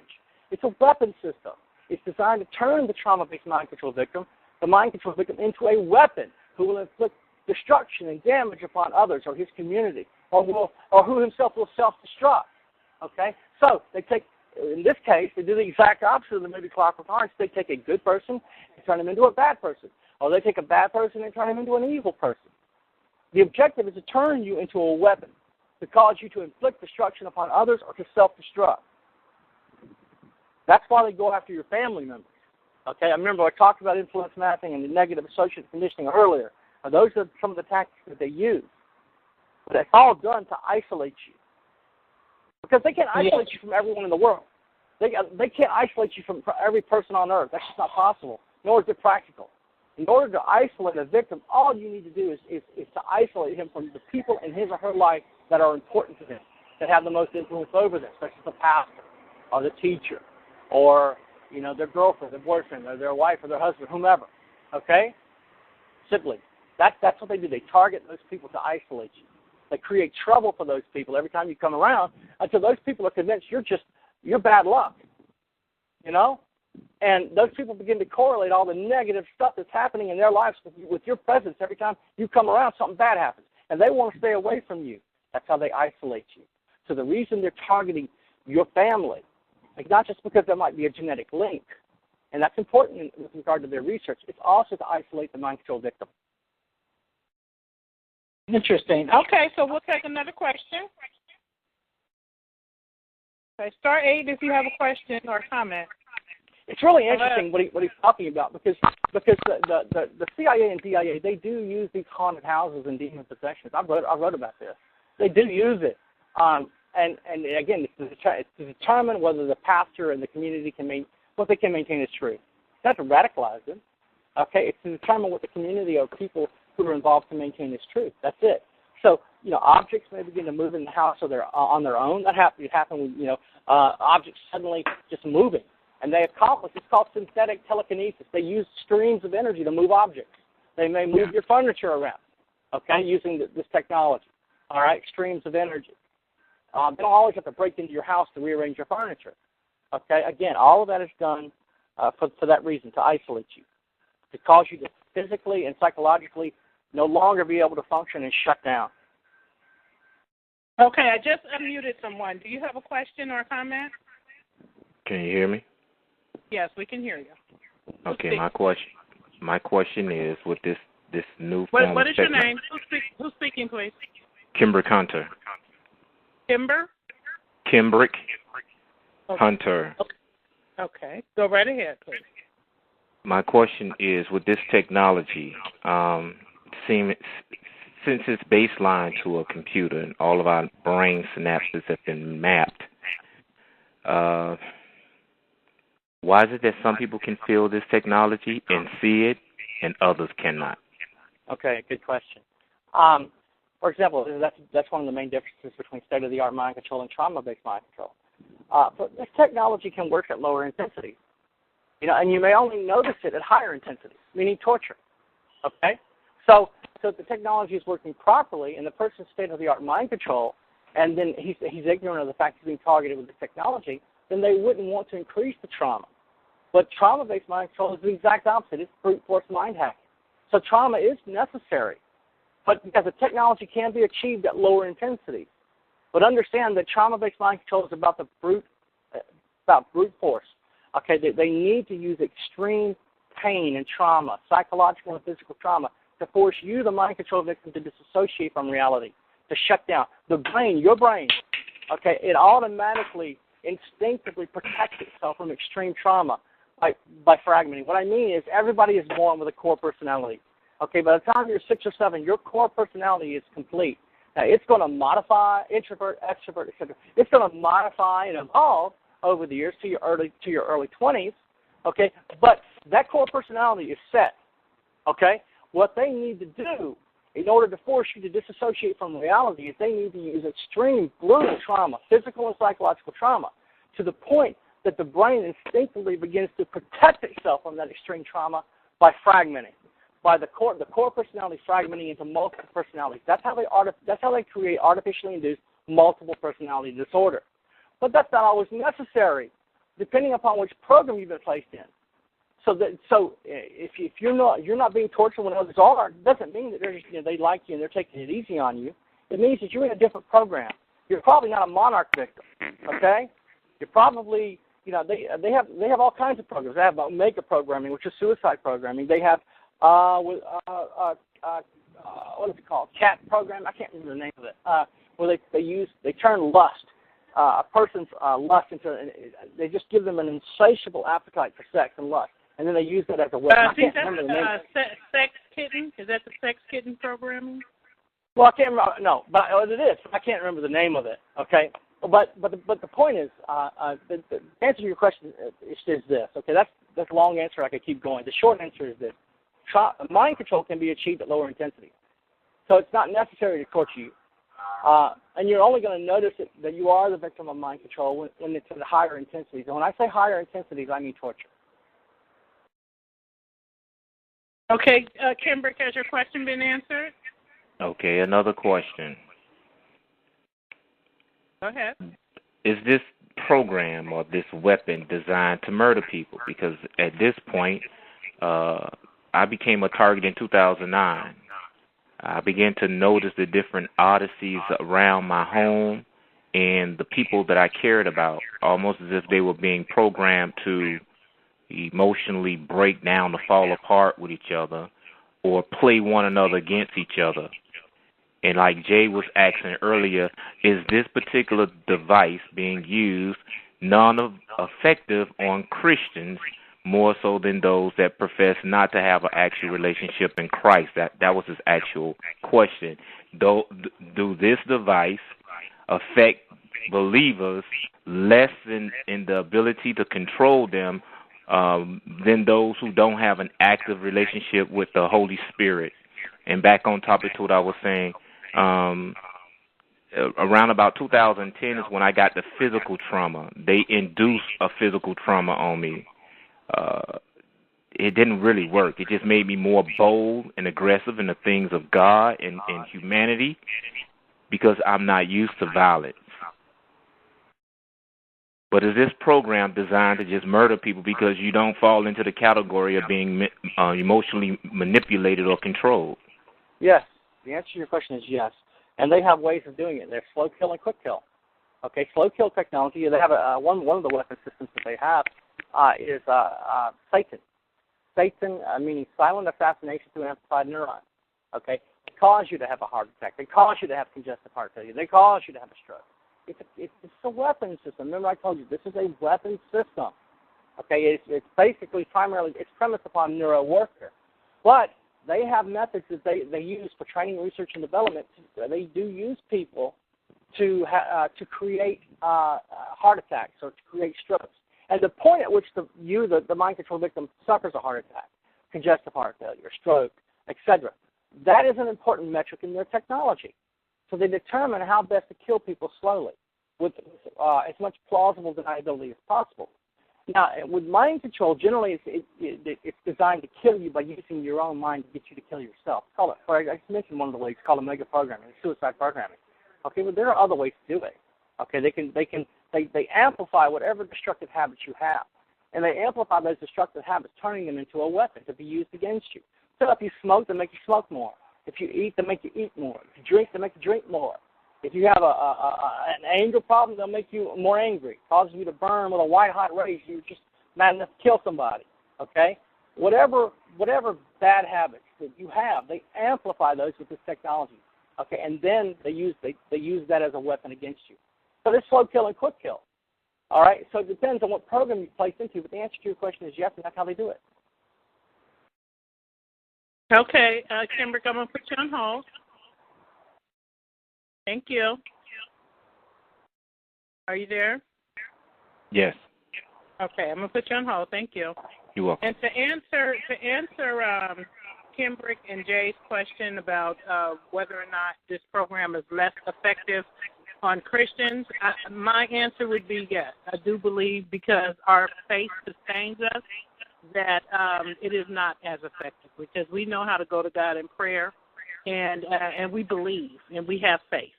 So I personally believe that this program is not as effective on Christians. That's if you're demon possessed, and a man of God can get to you fast enough, they can exorcise that demon out of you. But there's a scientist who said that there's once this technology gets in your body, there's no exorcising it out of you. Okay, but understand that the remote neural manipulation is designed to fool you with regard to the people who have very little understanding of the doctrines of their faith, of their religion, and who have no understanding of biocommunications warfare, of this type of communication technology, synthetic telepathy, the voice of God, etc. They're more easily manipulated. People who are doctrinally sound, born-again Christians who know the Bible, who understand, then it's more difficult to turn a good person into a bad person with technology. But can they use it to destroy your faith? Some cases, yes. Some cases, no. It depends on. They do target the frontal cortex of your brain with streams of energy at higher frequencies in order to try to subdue your faith. Okay, but again, they may have the total opposite in store for you. They may be trying to radicalize your faith, but they will do it by targeting the frontal cortex region of your brain with streams of electromagnetic energy. Okay, to subdue or radicalize your faith. But people who are born again who understand that just like Jesus said, do not be deceived. People who are born again and have a good understanding of the doctrines of their faith, it becomes more difficult for the technology to turn a good person into a bad person than it is for them to turn a bad person into an evil person. Okay, thank you for that. For those of you just joining us, we're talking to Bryan 2, and Bryan 2 is letting us know how these conscious computers, or some people may call them supercomputers, interact in how they work into our targeting experience. Let's talk about how they interact. Let's talk about the difference between remote neural monitoring and remote neural manipulation, because the two are not the same. Okay, so obviously, when they're monitoring you and they're capturing memories, etc., in the silent monitoring period, then at that point when they move from remote neural monitoring to remote neural manipulation, where people could become confused. Okay, everything again is based on patterns. I told you it's all based on patterns. So it's based on their ability to interpret your thoughts as you're thinking them. Okay, and that's called thought composition. As you're preparing to act. So it may be some type of religious thing that you're doing. Okay, they want you to pray, or they want you to become a suicide bomber, or whatever. Okay, so what they'll do is they target you during thought composition, but at the same time they're trying to influence your reference choices. Remember, I told you choice reference pattern. Those are called reference choices. Active memory is based on reference choices, the formulation of reference choices. So while they're doing, they got to predict that. They got to predict what you're going to do during thought composition, and if you don't do it, their technology fails. So what they're doing is they're mapping patterns, and they're using impulses and identifiers to map those patterns. Remember, it's all about being able to determine, for example, your habits. When I talk about habits, I'm talking about composition habits to predict how you think or act. And then they need you to, during thought composition, that's before you prepare to act. So if they want you to engage in some type of religious crusade or whatever, then that's how they do it. They target you during thought composition. They're using identifiers. They're using patterns as identifiers. Okay? And I often say impulse injection. Really, I should say impulse sequencing, because you're dealing with multiple artificial injections, not just one. So it's not. The technology is designed to fool you, and people who have a better understanding of their faith, if Jesus tells them to go kill somebody, they're going to know that this is not Jesus. Okay? But they're using patterns with impulses and identifiers based on your previous choices. Okay? And using that to manipulate your thought composition habits. So as you think or prepare to do something, whatever it is you're going to do, okay, they need to be able to inject a speed of light at that moment. And that's what the RNM system is designed to do, to define and map those choice references. Now, that may either depend on your cooperation or your ignorance, either one, okay? If you're not cooperating, then and they can't make sense of what they see on this screen, then they've got to revert back to your past activity. But yes, the answer is yes. It can happen. And that's how remote neural manipulation targets you. They map patterns, okay, patterns of your previous choices, choice reference patterns, with impulses and identifiers. These are memory attacks. They're using your own memories against you, okay, and they're using falsified memories as well. But it's much easier to fool a person when you've captured, during the silent monitoring period, when the supercomputers captured memories about your childhood, and then as you're sitting in your living room 20 years later, they start injecting these memories. Well, those are your memories, so you automatically identify with them, okay, but the problem is those are artificial memory attacks. Okay, the constant injection of that memory over and over should be a red flag for you to be able to determine this is a pattern here.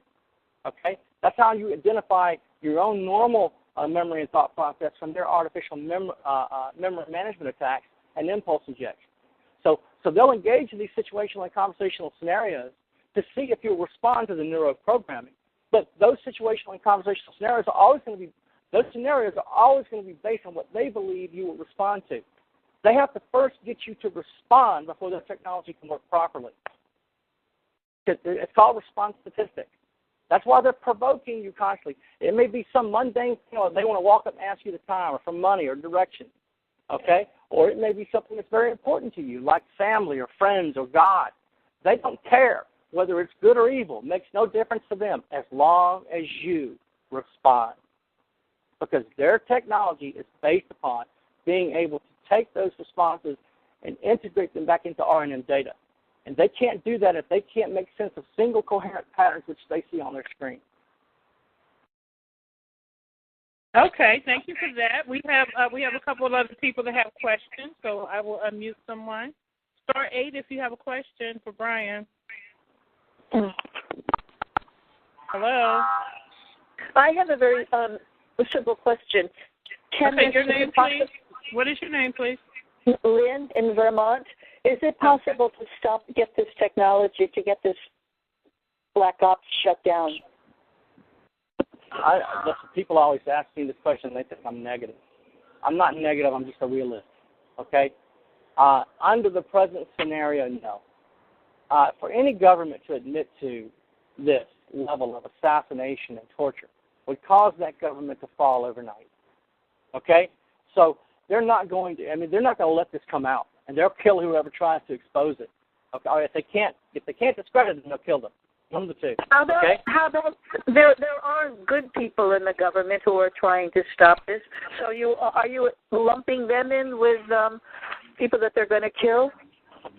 Listen, in the CIA, I can't tell you about the CIA as much as I can about the Department of Defense, because I didn't work for CIA. I was only a low-level contractor with DOD. Okay, but there is a level of fear. Okay, and it is real, and they know what will happen to them and what will happen to their family if they expose this. Okay, listen, this has been going on since the 1970s. Did anybody ever go to jail over MKUltra? No. Was anybody ever compensated over MKUltra? Thousands of people involved, tens of thousands of victims. Was one person ever compensated? No. Some scientist jumped out of a window, but it wasn't based on mind control that his family was compensated. Nobody ever was brought to justice because of this. And that was MKUltra, and that was, 40 years ago? So under the present scenario, the answer is no. It would take a whistleblower, a credible whistleblower with hard data to be able to prove this, and they would kill him. The courts do not have the expertise, okay, to be able to understand this technology. First of all, In order to stop it, you'd have to educate the public. Okay? I'm afraid I didn't make myself clear. Is it possible for the good people in the government to shut this down? No. I just told you no. Not under the present scenario. Okay? Because if they said something, they'd be killed. There's a great deal of fear in the CIA, okay, and other DIA, I'm sure, okay. But the point is, under the present scenario, it's not going to happen. It's not going to happen. I know people don't want to hear that, and I'm not saying there's no hope. I said there was no hope, and when this sweet lady on the phone, she said, Bryan, with Jesus, there's always hope, and she was right. There's nothing I can say. She was right, you know. But he's the only person that can help you now, Jesus. In the future, 20 years from now, people will believe these atrocities happen. But they'll justify that it happened by saying that we're a better society today. We're a kinder, more gentler society. We'd never let that happen 20 years from now. Yeah, it happened 20 years ago, but, okay? So the answer again, no.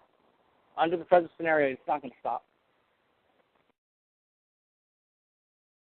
Okay. I'll put you on hold, and we'll go to the next question.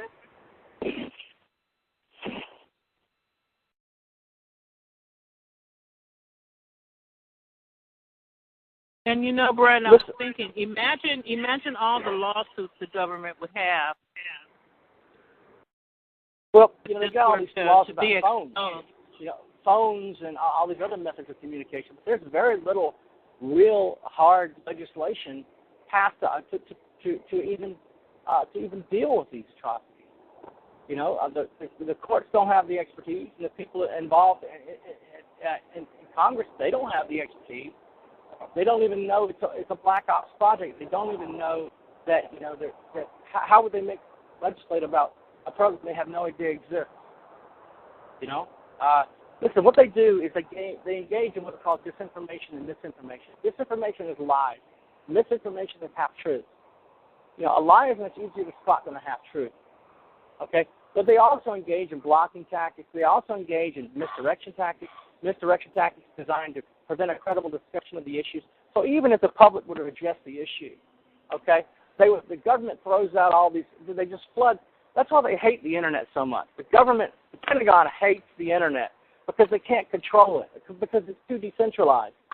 You know, they control mainstream media. It's freedom of the press. That's a big illusion. That's a bunch of lies. There's no freedom of the press, okay? But even if the press were to get a hold of it, the information would never be allowed to leak because the government controls the media, the mainstream media, okay? But the alternative media on the Internet, they can't control it because it's too decentralized. So what they do is they flood the Internet with all this disinformation, lies, and misinformation, half-truth, in order to drown out the truth. They flood the Internet with all this disinformation and misinformation. So people are forced back into the mainstream media. So people can't rely on those alternative media sites on the Internet as a source of truth, and they have no choice but to, I think Duncan spoke about this in his book, to revert back to mainstream media where information is more easily controlled and manipulated. Same thing with these talk show forums. FFCHS is a forum. Okay, this phone call right now is a forum, this conference call.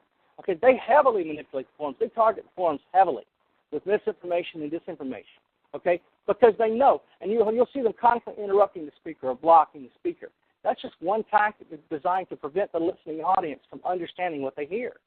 Okay, they have various means to stop this from ever getting out, and if it did get out, they kill the people that tried to expose it. That's true. Very true. Okay, Florida, I just unmuted you. Do you have a question or comment? On the subject matter of hope, because you have a lot of listening audience tonight, they didn't tune in to hear somebody say under the present scenario there is no hope, especially with many of them professing to be believers of Christ, when he said that he is the hope. And we keep talking about the government like it's some type of alien entity, when it's the people that we constituents elected into office, whether we had knowledge and wisdom that they would do the right job or not. And yet these are the same people that at one point or another came under the influence of satanic entities to write into law and to allow these type of programs that have gotten out of hand.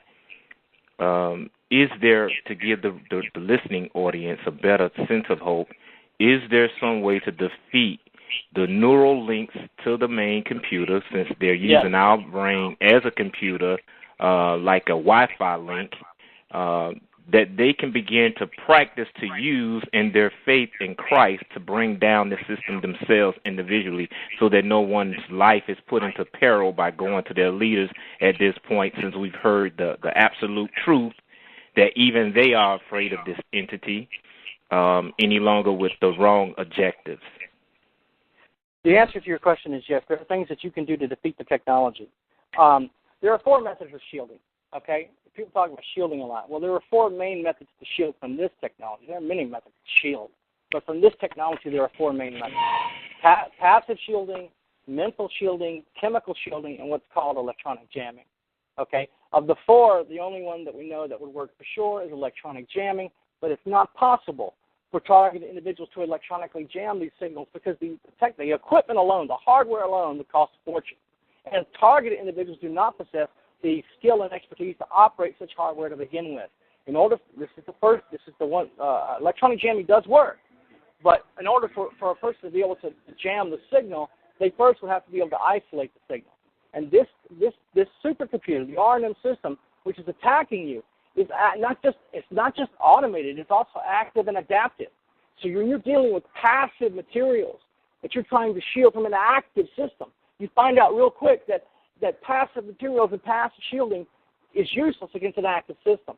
Now, I'm not saying that don't shield, if it gives you some relief at certain frequencies, yeah, sure, you should shield, okay? But understand that the only present defense that they have right now shielding against this technology is electronic jamming, and we don't have the hardware and we don't have the expertise to operate it.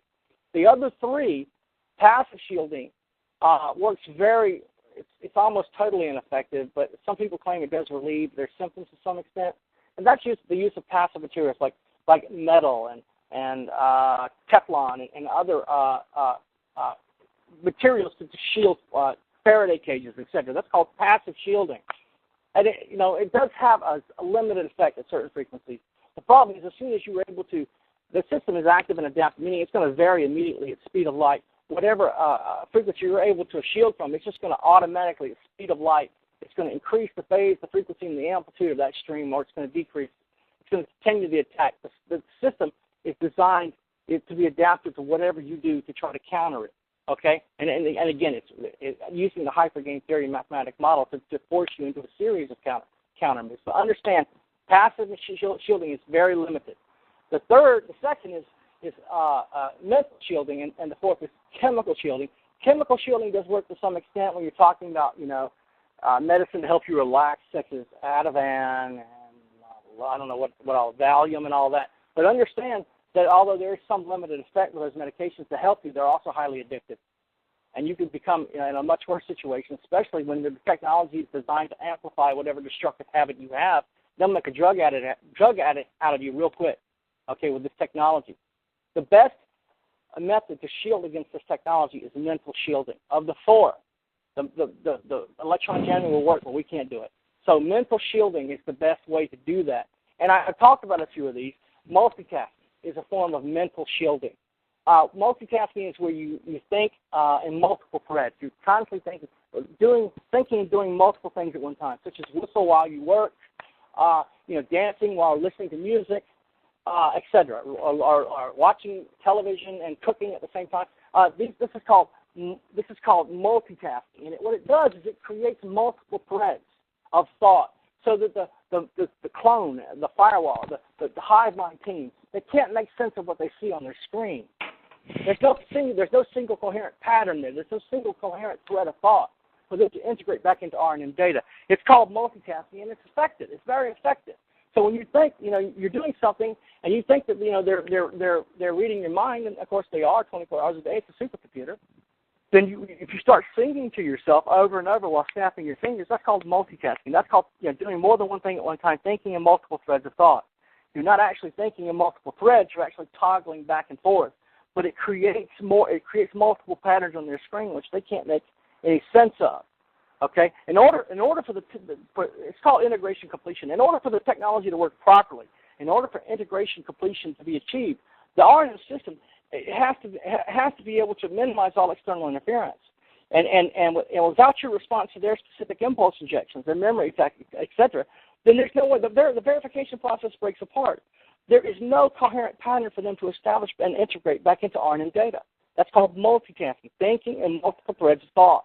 So if you ever want to confuse them, just start whistling and just snapping your finger at the same time as you're walking down the sidewalk, or whistle while you work, or listening to music is very effective.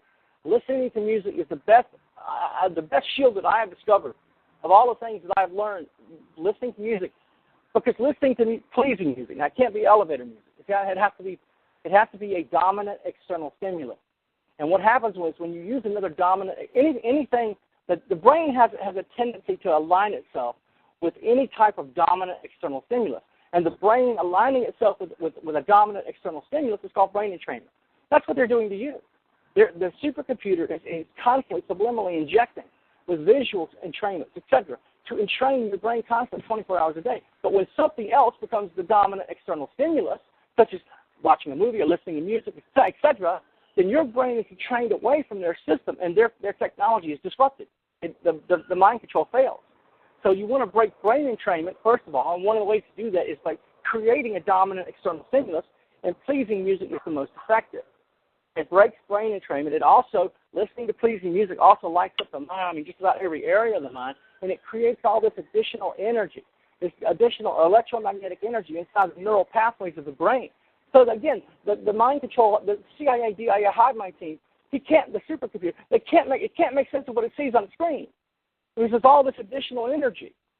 Okay, it's effectively what's happening is pleasing music is creating this additional electromagnetic energy inside the neural pathways of your brain, effectively jamming the information and injection feedback loop.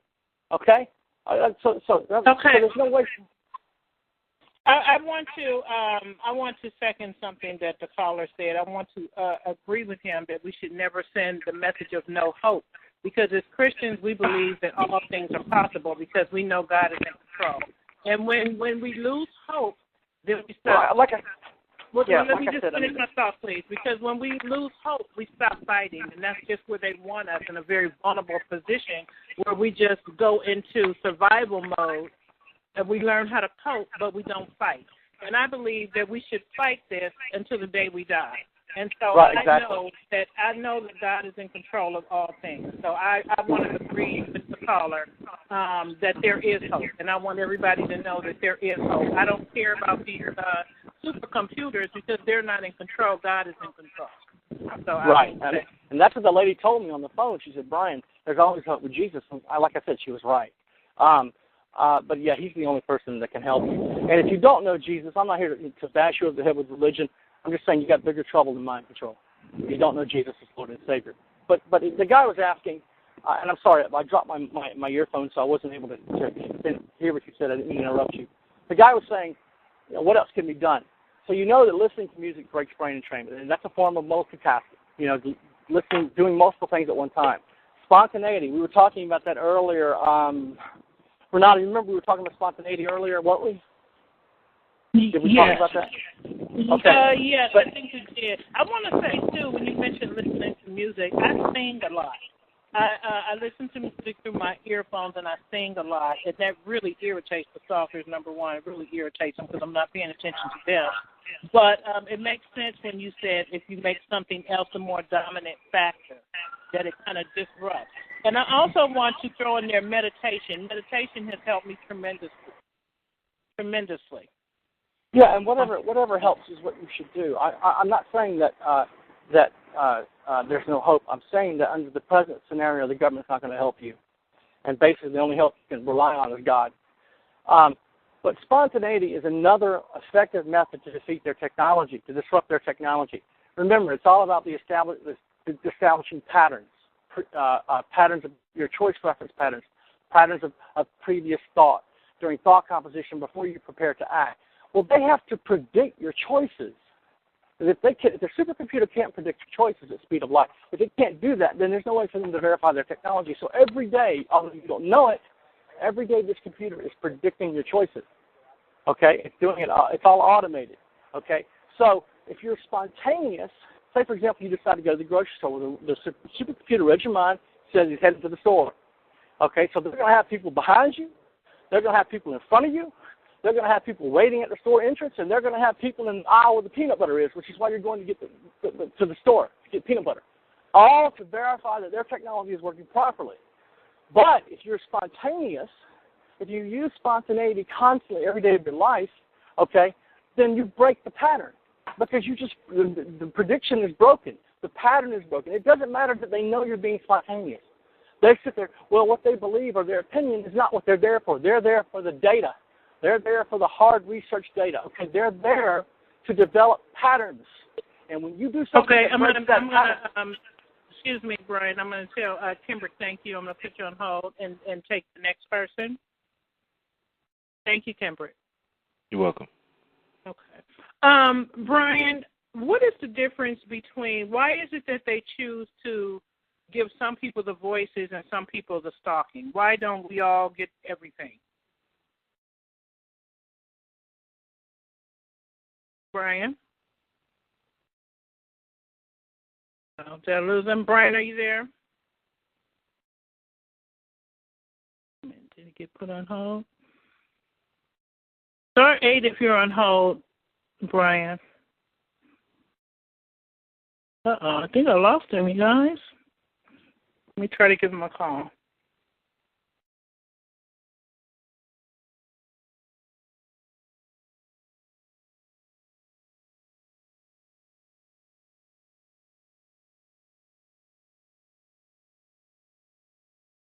I think we lost our guest.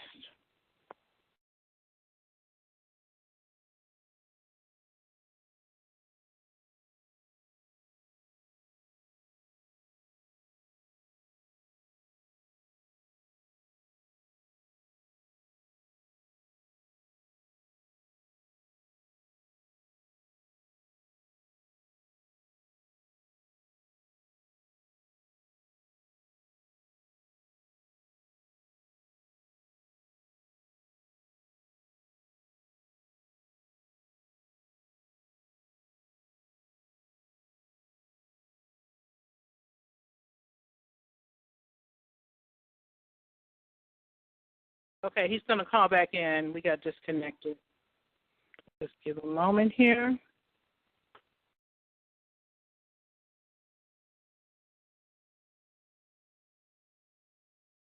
I hope you guys are getting something out of this.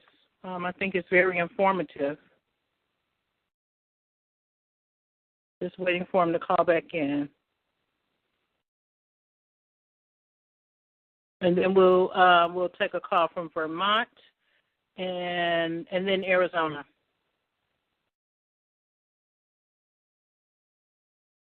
He's having a hard time.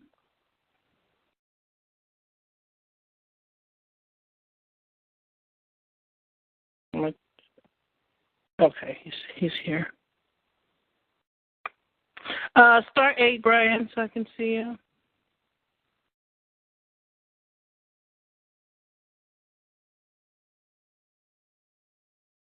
There you are. Hello. Hi, I had two quick questions for Bryan. Is he still there? Oh, what? No, he's not. I'm trying to find him. Okay, let me put you back on hold. I thought you were Thank you. Thank you. Start 8 again, so you'll light back up. Okay. Okay. Looking for Bryan.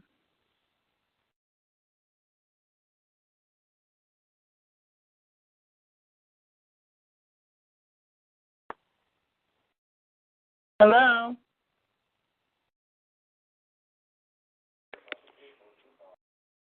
Is this I'm not Bryan. Oh, no, okay. I'm not Bryan. Okay, I'm going to put you back on hold. Star 8 again, so you'll light back up. Okay. All right. Sorry, you guys. He's in California.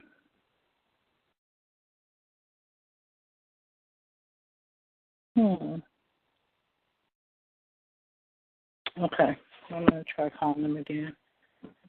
Hang on.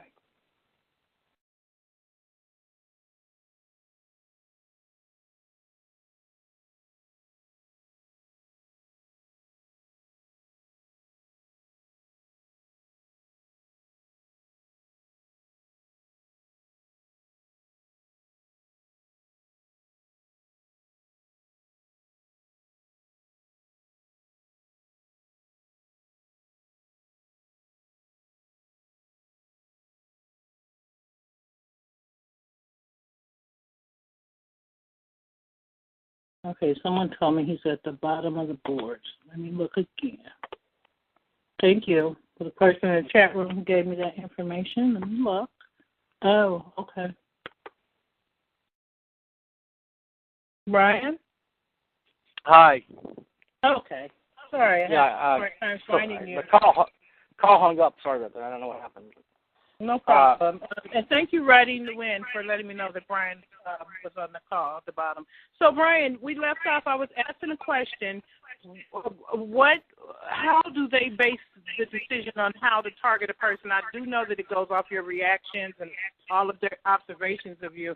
But I'm wondering why some people get the voices and some people get the stalking. Why? Again, it all depends on the program that they placed you in. Okay, remember there were hundreds of programs at MK Ultra, and that was decades ago. So it depends upon the program. And what they use what are called chatterboxes. These are one of them is called TAMI, Thought and Memory Interface. Chatterboxes are basically automated special language software. And this automated special language software is designed to engage you in dialogue, not just, your thoughts. Remember, the system is designed to capture whatever you're thinking about at speed of light and then to fabricate stories based on whatever you're thinking. So you actually believe, can you hear me? I can, yes, go right ahead. So you actually believe that this train of thought, the narrative of thought is yours, when in fact it's them constantly injecting, manipulating your train of thought, narrative of thought. So again, it depends on the program that you're in. Some people are targeted for religious purposes. They target the belief system. Others are targeted for various reasons. They always do it as most difficult. So once you're targeted, they initially target you with this technology. They build a profile. And based on that profile, whatever it is that to be most difficult with you is what they do. They'll turn you into an atheist, or they'll try to at least subdue your faith. Maybe they can't. This is important for their research. It is important to learn how to manipulate. Okay, so some people, their brain entrainment or their mind control is more effective on the target if they do the voices on them, whereas some is more effective if they stalk them. Is that correct? Right. Okay. All right, I'm going to unmute someone. We have several people that want to ask you a question. Start 8 if you have a question. Hello? Hello? Yes, hi. Say your name, please. Everyone else is yours. Are you talking to me? Yes, Lola, go ahead. Oh, sorry. Hey, this is Lola. I have a question. Okay, I've been wearing a rare earth magnet for 24 months, and a lot of my stuff has decreased, but I keep seeing these, there used to be a lot of orbs on the television. Now it's not that many orbs, but I see like beams, but the beams have gotten a lot smaller. Like I used to have the V2K and everything, but I don't have the V2K. Only thing that I get now is a little bit of the sleep deprivation. So could you tell me what that is that's on the television? Okay, you said you're seeing lights? Okay, first they were orbs. There were orbs coming from when I first started wearing the magnet. And I seen like a rainbow in the light. Like you can only see it when the television is off. But on the actual TV, you see like when it would show like cheaters, like certain TV shows, like cheaters or cops. Wherever you can see, wherever the sun is, you can see like these orbs. And then sometimes it would turn into beams, like right from the sun. I was just wondering if you know anything about that. But they have gotten smaller. They used to be bigger, but now they have gotten smaller because I'm still wearing the magnet. Okay. All right. Okay. In your eyes is what is called the optic nerve. Each eye has an optic nerve. And Thank you, directed energy. The directed energy. Well, this is actually one of the universal byproducts of all people who are targeted with this technology. It's tinnitus and what are called phosphenes. What I'm going to describe to you now is called phosphenes. Okay? What phosphenes are light, streaks of light, and flashes of light, etc., caused by the optical nerve being stimulated by the stream of electromagnetic low-frequency waves that are targeting your brain with to manipulate your memory. Okay, but other people can see it, though. I'm not the only one that can see it. Other people can see it too. Okay, I remember a large part of what they do, okay, is based on deception and manipulation. Okay. Now, they deceive you and manipulate you. So what they do is a game of deception and manipulation, nothing more. Never forget that. That's what all mind control is about: deception and manipulation. And again, it's designed to confuse the target, to distract the target, to place the target into a position of functional disorientation, where the speed of light impulse injection, the memory attack, etc., where the brain is more willing to accept the artificial impulse injection by placing you into a position of functional disorientation. So they may use drowsiness, they may use dizziness, they may use various physical things happening, sounds. All of this can be induced directly into the mind. If other people can see these orbs of light, it could be just designed to distract you. I'm not saying it's not them, but again, it's fear and paranoia, etc. Their tactics are designed to constantly keep the target individual in a position, in a state of fear and paranoia. It's designed to do that. Okay, why? Because they're trying to map out your brain. They're trying to build a cognitive model of your mind. And so, but I'm not scared or anything. But the various reasons why they do these. But the thing is, what you need to understand is, some people have other things happening to them. They have, and I'm not saying that this is a complete answer for your problem. I don't know. I'm not there. I didn't see it. But I can tell you that they engage in these activities, okay, in order to provoke you into various responses which can be remotely measured. So they need to provoke you across the entire spectrum of emotion, from love and hate to lust and fear and paranoia and despair and other things. Okay, so they're constantly keeping you in a state of fear and paranoia, or provoking you into some other type of emotional reaction, and they use these stimuli, these colors or objects or symbols or sounds, etc., lights, to provoke you constantly because they're mapping out each synaptic response of your brain. Now, there are so many programs I don't know anything about. I might refer that question to Dr. Robert Duncan, but I do know that they're constantly trying to distract the victim with lights and colors and objects and symbols and so on, because they want to distract you and confuse you, so that you're more willing to accept the remote neuroprogramming. And I don't know if it's true in your case.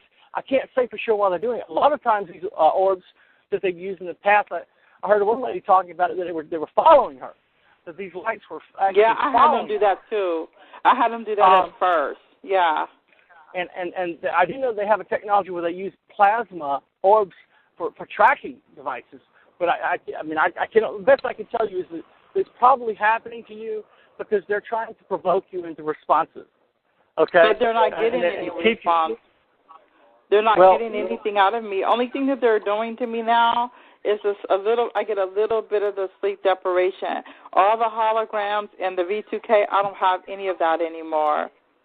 I'm still wearing a magnet. I'm still wearing a magnet, and I'm going to take it off.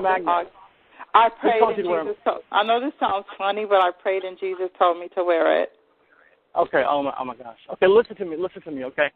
Dwight Mangum gets on these calls and tells people to tape aluminum forehead to their tape aluminum foil to their foreheads.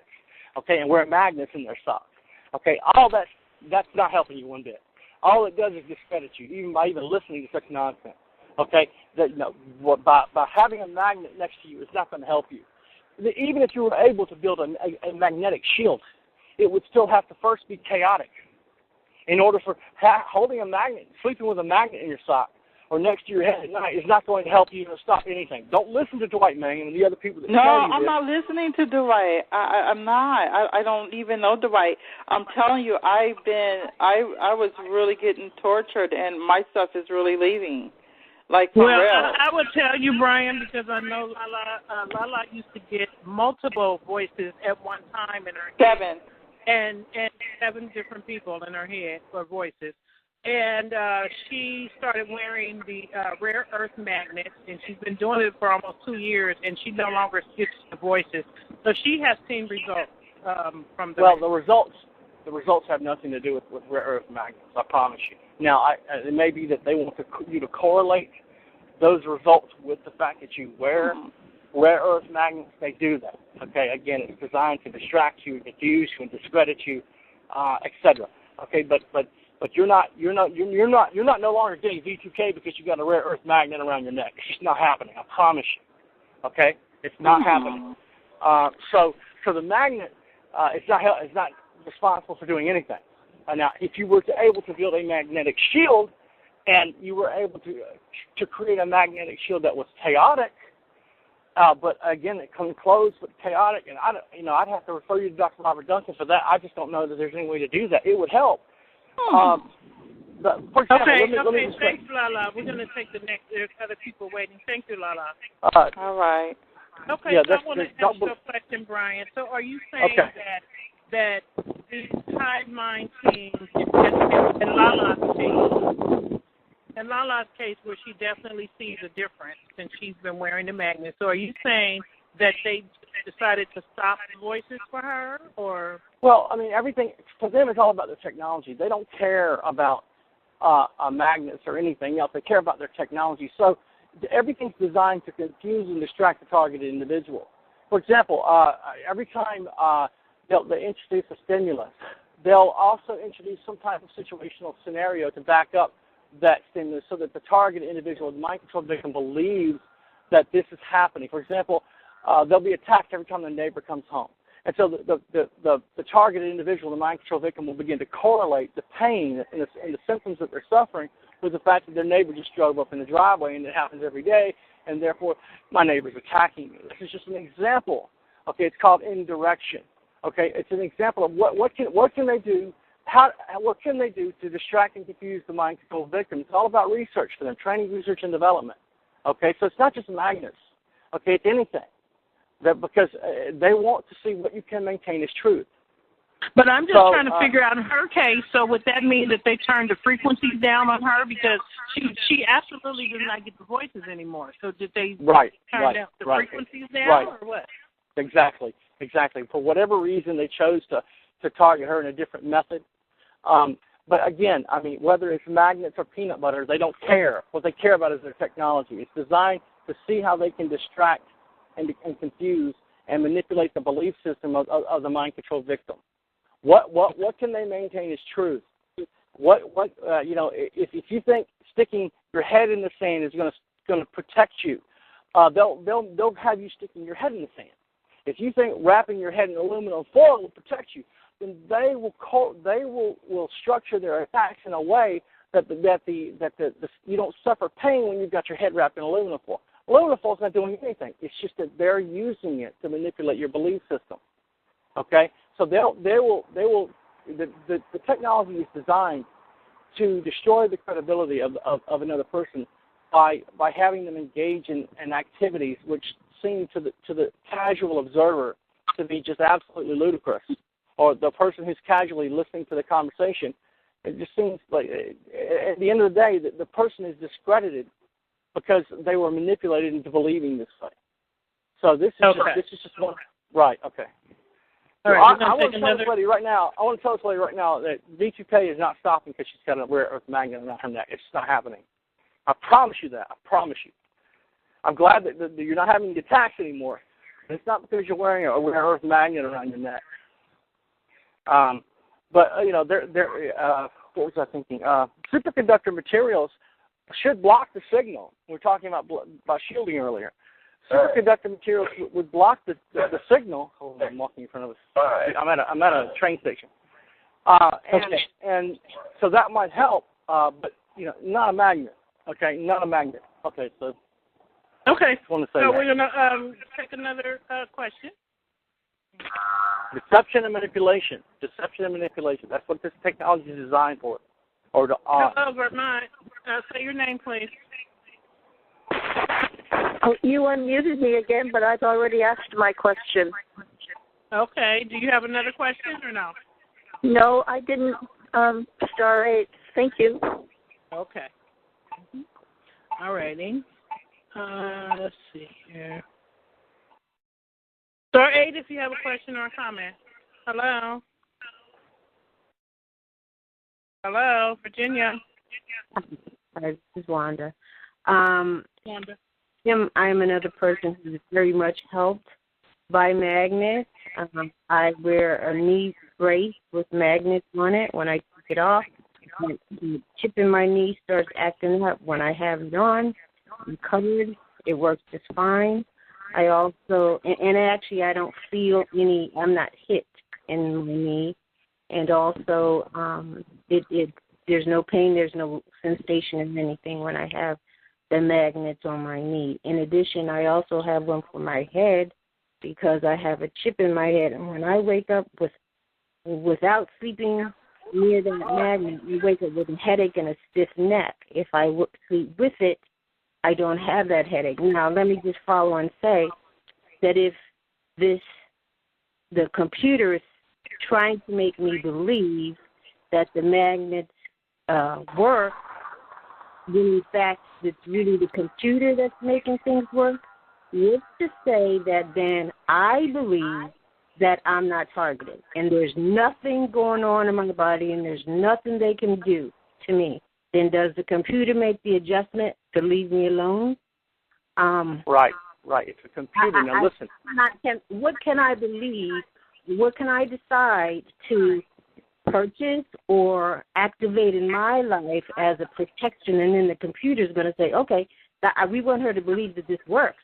So that means I could just think myself out of being targeted. No, it don't work that way. Okay. You don't get to think positive thoughts to create, a shield around you. That's not going to happen. Okay, let's talk about this. Okay, all right. Remember, you're being attacked by two things: supercomputer and the hive mind team. And when the hive mind team wants to attack you, okay, with these remote neural attacks, they have to interface with a supercomputer. So everything starts with the computer. It's the attack switch is the computer. A computer multiplexer routes the signal and it comes to you. Okay, so basically what you're saying is, how can you disrupt that signal? Is that what you're saying? What I'm saying is I'm following your line of thinking in that if I use magnets, and the only reason why the magnets are helping is not the magnets, but it's the computer making the adjustment because I think the magnets are helping me, then I can employ other things in my life to continue to reduce any kind of targeting that they're doing to me. That because your response to Lala was that I guarantee you it's not the magnets, it's the computer making you believe that it's the magnet. So then my line to do that even further, then, okay, so then I can do something. I can use magnets, and I can add to the magnets and just continue to reduce my suffering or my targeting following that line of thinking that I'm going to make the computer try to make me believe that these things are working, and then as a result of that, I'm feeling better. Well, whether you're feeling better or not, is not what I'm trying to say. The point I'm trying to make is that, you subjectively, you can't. The system is designed to manipulate your memory and thought process, and they'll use whatever it takes, whatever you respond to. Whether you believe that the magnet is shielding you, that doesn't matter to them. All that matters is that your memory and thought process is effectively manipulated by this technology. Okay, so whether it's magnets or whether it's some other passive material, it's not the passive material is not defeating the technology. They don't want you to believe that. Okay? Because, again, it's all about deception and manipulation. But that's not what's happening. So whether it's happening to you this way or that way, that doesn't change the fact that magnets cannot stop this technology. Okay? Magnets cannot shield you from this technology. It's not possible. Now, I'm glad you're feeling better, but it's not because you're wearing magnets. Okay. Thank you, Wanda. Thank you. I have to say, Bryan, that I think a lot of people would disagree with you with the magnets because there are a lot of people who see health benefits from magnets. Magnets have a lot. I'm not saying they don't have benefits. I'm not saying that. I'm saying as far as this technology, I'm not saying that there are no therapeutic benefits from wearing magnets. I don't know if there are. There aren't. I'm not a medical doctor. Okay? I'm just saying as far as this technology is concerned, this technology is not blocked by wearing magnets. It's just not happening. I promise you it's not happening. If you were able to create a magnetic shield that was chaotic in nature and was made of superconductor materials that was grounded and it had a cooling system and all that other fancy stuff that goes along with such a contraption, you might get some benefit from that. But you're not going to protect your mind from this technology wearing magnets. It's just not happening. I'm not saying magnets don't have therapeutic benefits. I'm saying this technology is not defeated by wearing magnets. I promise you it's not. Okay. So, Louisiana, I just unmuted you. Do you have a question or a comment? Say your name, please. Hi, my name is Jade Wilson. Thank you guys so much for having this conversation tonight. Thank you. You have a question? My question is, there's so many different programs. How do you distinguish which program you're from, or is there any, or that you're in, or is there any way to distinguish it? I am one that gets attacked by the stalking, and they all wear red, red everything, including cars and things like that. And then the one headlight on and the one light off, and then just what Bryan said earlier, as soon as when you leave your house at night, you get the bright lights behind you, in front of you, the whole deal. I'm not the type of person to scare easily, so I'm not going to allow them to intimidate me to the point of anything crazy. So I think I have a strong mind, thank God for that, and I do believe that anything that is possible in Jesus as well. How do you know? Well, my question is, how do you distinguish what program they put you in? Is there a way to distinguish that? Not that I know of. The only reason I know about those two programs is because I was in them and I did the research and was able to determine those were the two that I was placed into. But it sounds to me like you're trauma-based. It sounds to me, generally, if they don't want you to know you're targeted, you won't know it. Again, I said earlier that this technology can be achieved, mind control technology, remote neural monitoring, remote neural manipulation. It can all be achieved at lower intensity. So it's not necessary to torture unless, the person is trauma-based and then torture, long-term satanic ritual abuse, etc., is necessary. The creation of physical and psychological pain and trauma is necessary in order to eventually force the mind control victim to disassociate from reality.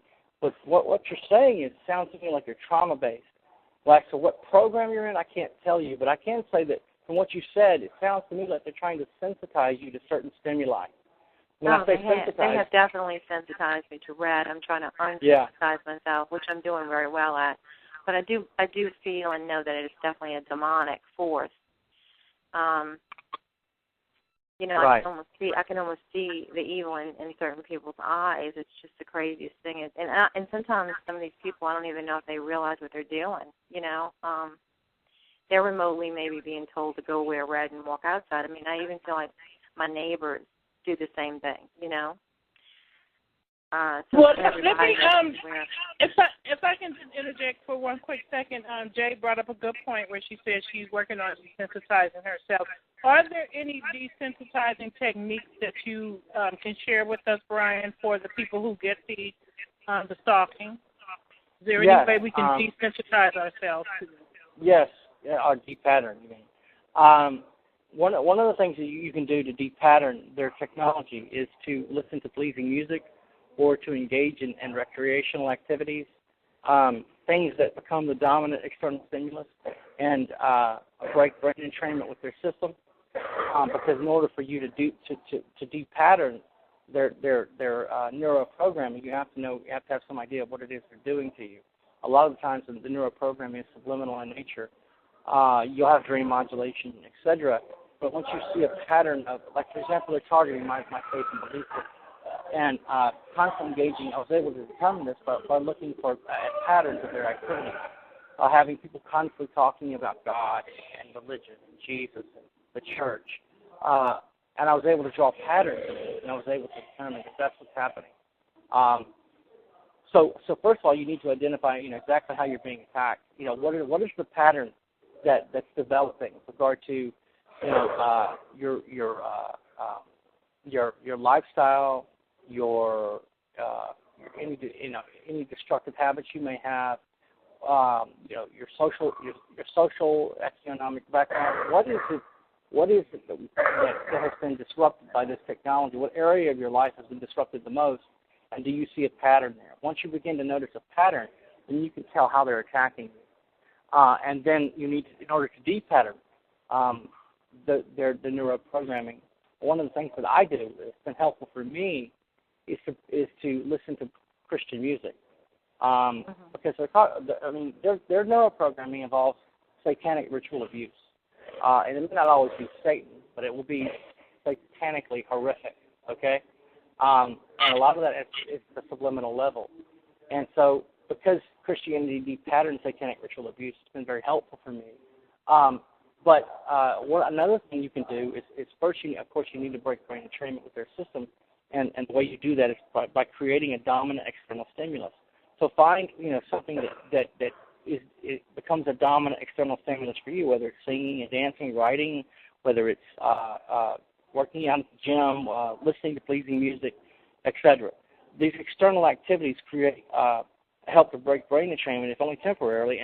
And for me, listening to pleasing music is the most effective. It's simply the most effective because it not only breaks brain entrainment with their system, but it also alters your brainwave signature.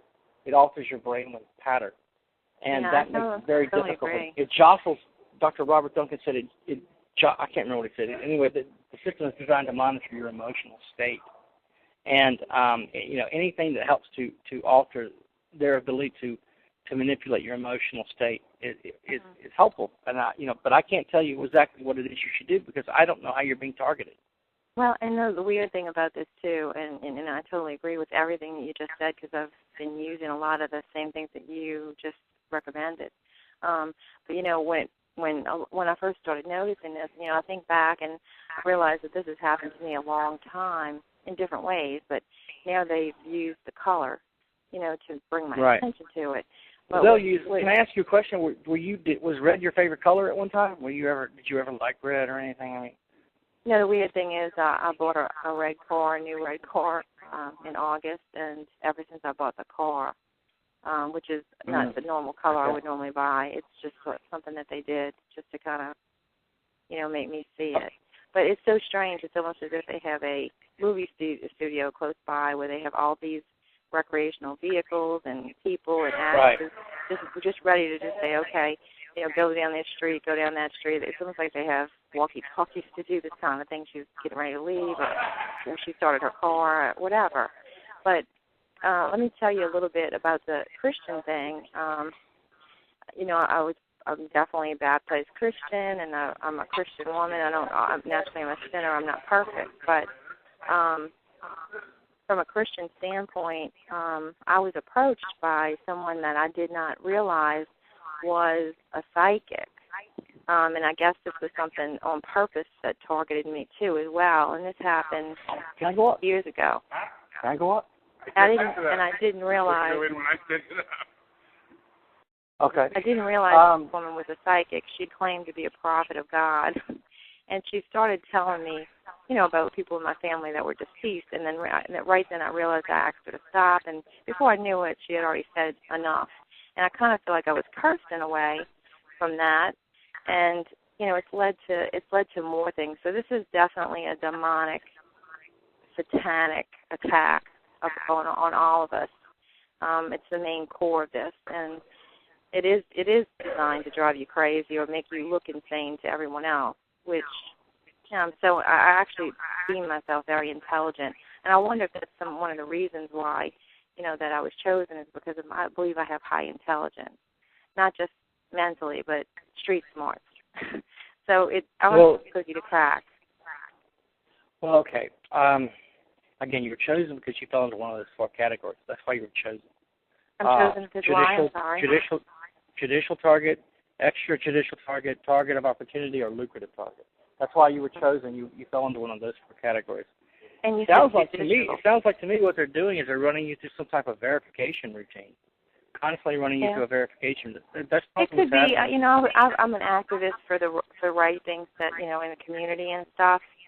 I'm conservative though, but I did go against sort of a big machine politically, and that's possibly why, But I don't know that that's all of it, because I do remember back when I was little having weird things happen to me. So, I'm just guessing. That we're all just guessing, I guess. Nobody really knows. That's the big question, why. But I'm glad that you said that, because I just started doing that more, and listening to music does definitely help, and actually getting into the Word. Or it not only Spirit. breaks brain entrainment. It not only breaks brain entrainment with their system, okay, by becoming the dominant external stimulus, okay, but the pleasing music alters your brainwave pattern. And because it alters your brainwave pattern, they can't make sense of what they see on the screen. So they have no choice but to either revert back to your past activity or admit defeat of their technology. There's no other way around it. So listening to pleasing music is very effective. But what they're doing to all target individuals is they're constantly running into verification routines. The process is endless. It's the hypergame theory. It's just endless, and it's and it can be initiated by them at will. Okay, so once they verify that this color works on you or that color works on you, then that color or that symbol or that object, etc., is used in the next wave of harassment routine. It's just constant, continuous. So Bryan, let me ask you a question. How do you send a message to them that this color doesn't work on me? And by the way, you asked her about if red was her favorite color. Red and black seem to be their favorite, but they will use other colors on people. So my question to you, Bryan, is how do you send the message that this is not working on me? Do you just ignore it, or you not react? Right. Well, again, it's not enough that you respond, but you must respond to their specific stimuli in order for the verification process to work properly. Okay, so it doesn't matter that you respond to red if someone's walking down the street wearing red. You need to respond to one of their situational scenarios, conversational scenarios, that contains the color red in order for them to determine and be able to measure and gauge that their neuroprogramming is effective. Okay, so it sounds to me like what's happening with her is they're running her through some type of verification routine. And verification is a big part of the technology. Everybody has to go through it. But it seems to me like the more you're able to defeat the system, recognize the tactics are happening, and one of the ways, the more they're going to run you through the same routine over and over. But one of the ways you do that is by ignoring their provocations. Remember, the provocations are there to provoke you into emotional reactions which they can remotely measure. Well, they can't remotely measure if there's no emotional reaction. So the first thing you do is you ignore them. Even if you do have an emotional reaction, you don't show it, because they need you they need to pitch you into some type of action or access sequence to determine the neuroprogramming is working effectively. If you don't do something or say something, if you don't respond in some way, there's no way for them to determine whether it's successful or whether they got to start over again, increase the frequency, etc. Okay? So one of the ways that you defeat their technology is by totally ignoring them, because it all starts with their ability to capture your attention. If the organized stalkers cannot capture your attention, then their technology fails. There's no way for the stimulant, there's no way for them to gauge whether the neuroprogramming is working properly or not if they cannot capture it. Again, they're looking for electromagnetic emissions of the brain. The supercomputer is downloading all electromagnetic activity of your brain. So every time you respond with love, hate, fear, paranoia, remorse, despair, etc., all of those are being downloaded at the speed of light back in the supercomputer to be used against you in the next wave of harassment routine once they've been able to determine a single coherent pattern of thought. So you think this way when this happens, and you think that way when that happens. Okay, well, what's the frequency for that? What's the electromagnetic, like alpha, beta, delta, theta? What's the brainwave pattern for that emotional response from her or him? Okay, in this case, it's with regard to her and red. Okay, so once they determine once they determine the proper frequency for that emotional reaction, they no longer have to use the color red. They can just target you with that frequency and replicate the same symptoms of fear and paranoia, etc. Are these people that wear red, do they get paid? I mean, or are they just electronically told to do this? That's what makes it so evil. I mean, they're not doing it for their thank you, Jade. I'm going to put you on hold. Bryan, go ahead and answer a question. Jade, thanks so much. On hold. Okay, thank you. Go ahead. That's what makes it so evil. They're not doing it for the country. They're doing it for the money. These private contractors and the companies that they work for are doing it for a government pension. They're torturing and killing people. They're getting paid big time. Now the game stalkers and others below them, I don't know if they receive money or perks or something else. There must be some type of I don't know. There must be they are compensated as well. They are compensated. Yeah, cash under the table. Remember, this is all about three things. It's all about censorship, memory management, and direct behavioral control. So they need to figure out how to censor you, how to manage your memory, the narrative and train of your thought and memory process, and how to achieve direct behavioral control over you. And the way that they do that, one of the ways that they do that, okay, is by engaging in organized talking, these situational and conversational scenarios based on the denser topics that they know you're going to pay attention to. Okay, they're not going to walk up next to you. They're not, for example, with me. They're not going to walk up next to me and sit down and start having a conversation about, the New York Yankees. I care nothing about the New York Yankees. That's not going to capture my attention. They're going to walk up and sit down next to me and start talking about the Atlanta Braves. Because they know that topic is going to capture my attention, and when it does, it's going to create an electromagnetic emission in my brain, which the system can measure. Again, they're measuring all synaptic responses of your brain, whole brain emulation, mapping out your brain. Okay, so all the trauma, physical and psychological trauma that they're including wearing the color red or organized stalking or vandalizing your property, stealing your things, whatever. Okay, it's all designed to constantly keep you in a series of constant counter moves, constantly provoking you into an endless series of counter moves every day. Because each time you try to counter what they do, that creates an evoked potential. And that evoked potential in your brain is remotely measured by the supercomputer. Okay, so I just unmuted. Hart, did you have a question, another question or comment? I have a question.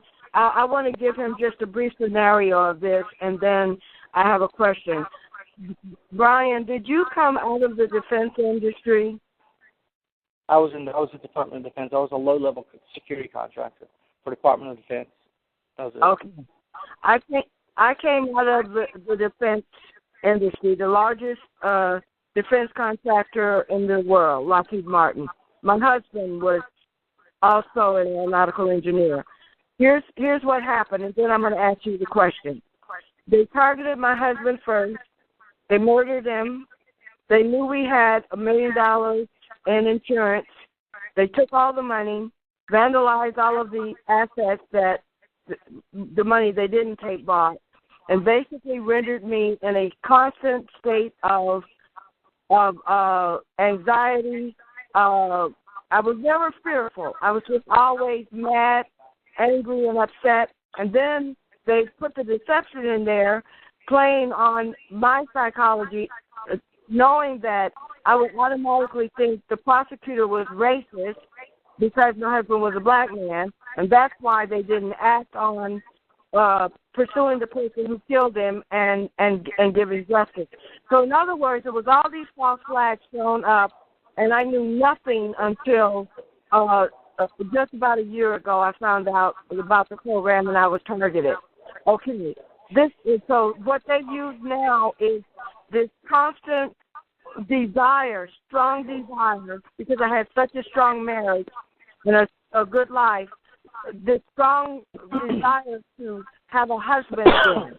So they've used two people to create these traumatic situations. Okay, you talk. Hold on. What I'm saying is, what is your question? Because I'm trying to follow you, and I'm trying to figure out where you're going. So have you asked me a question already, or are you going to ask me a question? I'm going to ask you another question. Okay, what is it? Let me write this down because you're talking so fast I can't figure out what you're saying. Okay. All right, go ahead. I'm sorry.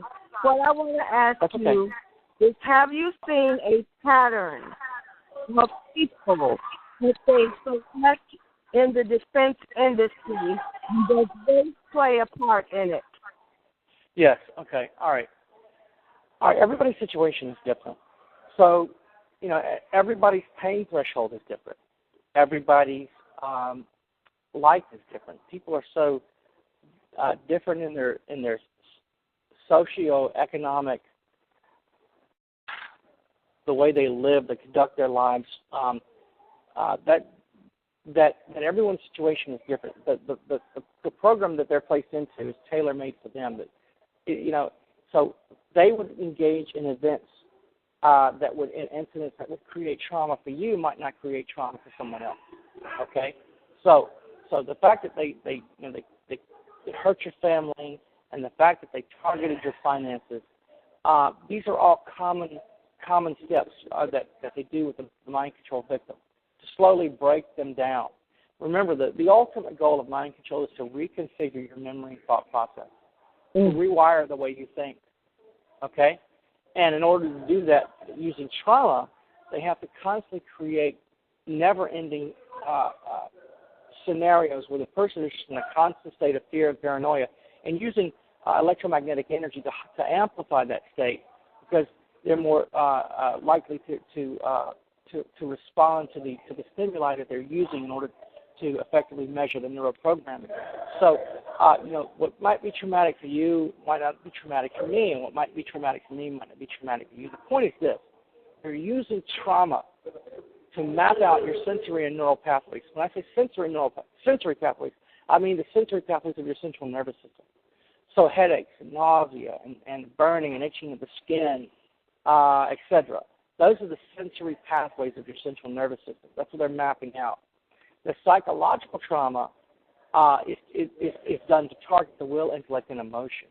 So they're targeting your will, intellect, and emotion, first to map out your brain into a cognitive model so they can achieve direct behavioral control over you by, in this case, by rewiring the way you think, to reconfigure the way you think, your memory and thought process. So the constant targeting of your family and the destruction of your finances and the destroying your life, notice it's done in increments. It's done a little at a time, not all at once. Okay? Again, that's how trauma-based mind control works. Okay? They must, in order for whole brain emulation to occur, this takes many years. It takes a long time, and decades. Some people take decades. That's what's happening. They're using trauma to reconfigure your memory and thought process. That's why they're targeting your finances and their destruction, so that you have no resources to fight back, to flee, to make their job more difficult. Do you understand? And Bryan, let me ask you something else comes to mind as you and Hart are speaking about this. What about these framings that they do when they set people up intentionally? I know that it is about getting the target into one of their systems, either the psychiatric system or a penal system, meaning jail. But do you have any information on that, on this whole framing thing that they do? Well, yeah. Okay. In order for them to be able to control the mind control victim, in order for them to be able to isolate the mind control victim, in order for them to determine whether or not their neuroprogramming can cause the victim, in order for them to understand, the only way for them to know that the person will commit a crime or do some evil act or respond in some violent way is to actually have them commit the crime or do some evil act or respond in some violent way. That's the only way they can determine whether or not their technology is effective. The only way for them to determine whether a person will kill based on mind control technology is to have the person actually kill someone or steal or commit adultery or whatever, is to have them actually engage in the act itself. And one of the things that they do in order to isolate the victim, in order to destroy the victim, is they set the victim up, especially once they're finished with the program or whatever objective they're trying to achieve. They basically have 4 scenarios that they're going to employ, because they cannot just allow the trauma-based mind control victim to walk away. Okay, you could become a loose cannon, you could come back in the future to testify against them, etc. So usually one of 4 things is going to happen to you. And one of those things is they're going to set you up and frame you and have you thrown in prison or a mental institution. Or they're going to kill you, or they're going to target your brain and fry your brain. It's called mind hobbling. Those are if killing the victim is not necessary, then the preferable way of going about it is to have the victim set up and framed. Once you're in the system, it is much easier for them to control you and to isolate you. Because and to run their smear campaign. It makes it easier for the smear campaign. Because this is about training, research, and development, and they need a controlled environment. Because if you've got the money to run around the world, from country to country, or you've got the money to hire a lawyer, all you're doing is making their job more difficult. Yeah, but understand, they want you to fight back. They want you to counter everything that they do, to engage in an exhaustive, desperate attempt to constantly counter whatever they're doing to you. Because each time you do, that helps to map out your brain. So, why are people set up and framed? Various reasons. But it all comes down to their ability to isolate you and control you, and to discredit you, so that people won't believe the atrocities are occurring, or they can use the law enforcement. They can hide behind law enforcement while they target you, etc. And remember, when you commit a crime because of the mind control technology, that's an important metric in their training and research to determine. At what point will a person lash out against another person? At what point will a person commit murder? Or at what point will a person rob and steal? How can we turn this good person into a bad person? How much neuroprogramming is necessary, etc. All of these are metrics. They're important metrics for helping them perfect their technology. This is some evil, wicked stuff, I tell you. Very evil. It is beyond evil. To innocent people, it's just horrific. Children, look at 3 and 6-year-old children are being targeted.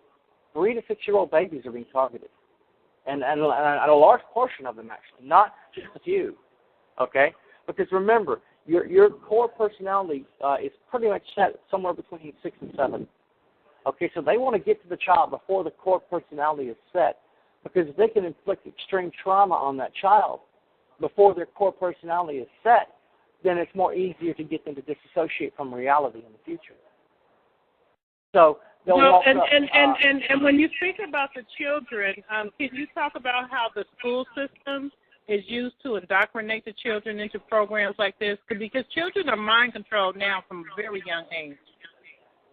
I don't have any point of reference on that. I know that the education system is, I have no point of reference how they're using education and mind control. I'm sorry. I can't answer that question. Okay. But they definitely are. Yeah, right. Question answered. Do you have anything else? Absolutely, Bryan. Thank you so much. This is the best thing that's happened to me since I found out. Thank you. Well, it's a fabricated, falsified stream of energy, of electromagnetic energy that they're using against you. It's just like a person can dial a number and dial another person's phone. They're able to dial into your brain using a specific number, a specific frequency. When you have your cell phone and you dial a number, what happens is that cell phone transmits that frequency into the nearest cell tower, and then to that cell tower that cell tower relays the signal to the person's cell phone. So it's similar to that. I mean, it's a fabricated and falsified stream of energy. That when I say fabricated and falsified, I mean it contains data. It contains the hidden carrier frequency that they're able to manipulate your memory and thought process with. So it's all about 2 things. It's all about directed energy and nanotechnology. Remember, the nanotechnology adheres to the neurotransmitters in your brain. And that nanotech is able to speak to and decode those neurotransmitters. That's how they're able to read your thoughts. That's how they're able to manipulate your mind. It's not just visual and verbal. It's also auditive. When I say auditive, I mean they're able to audit the mind. Just like the IRS audits a person. They're able to audit the mind with this technology.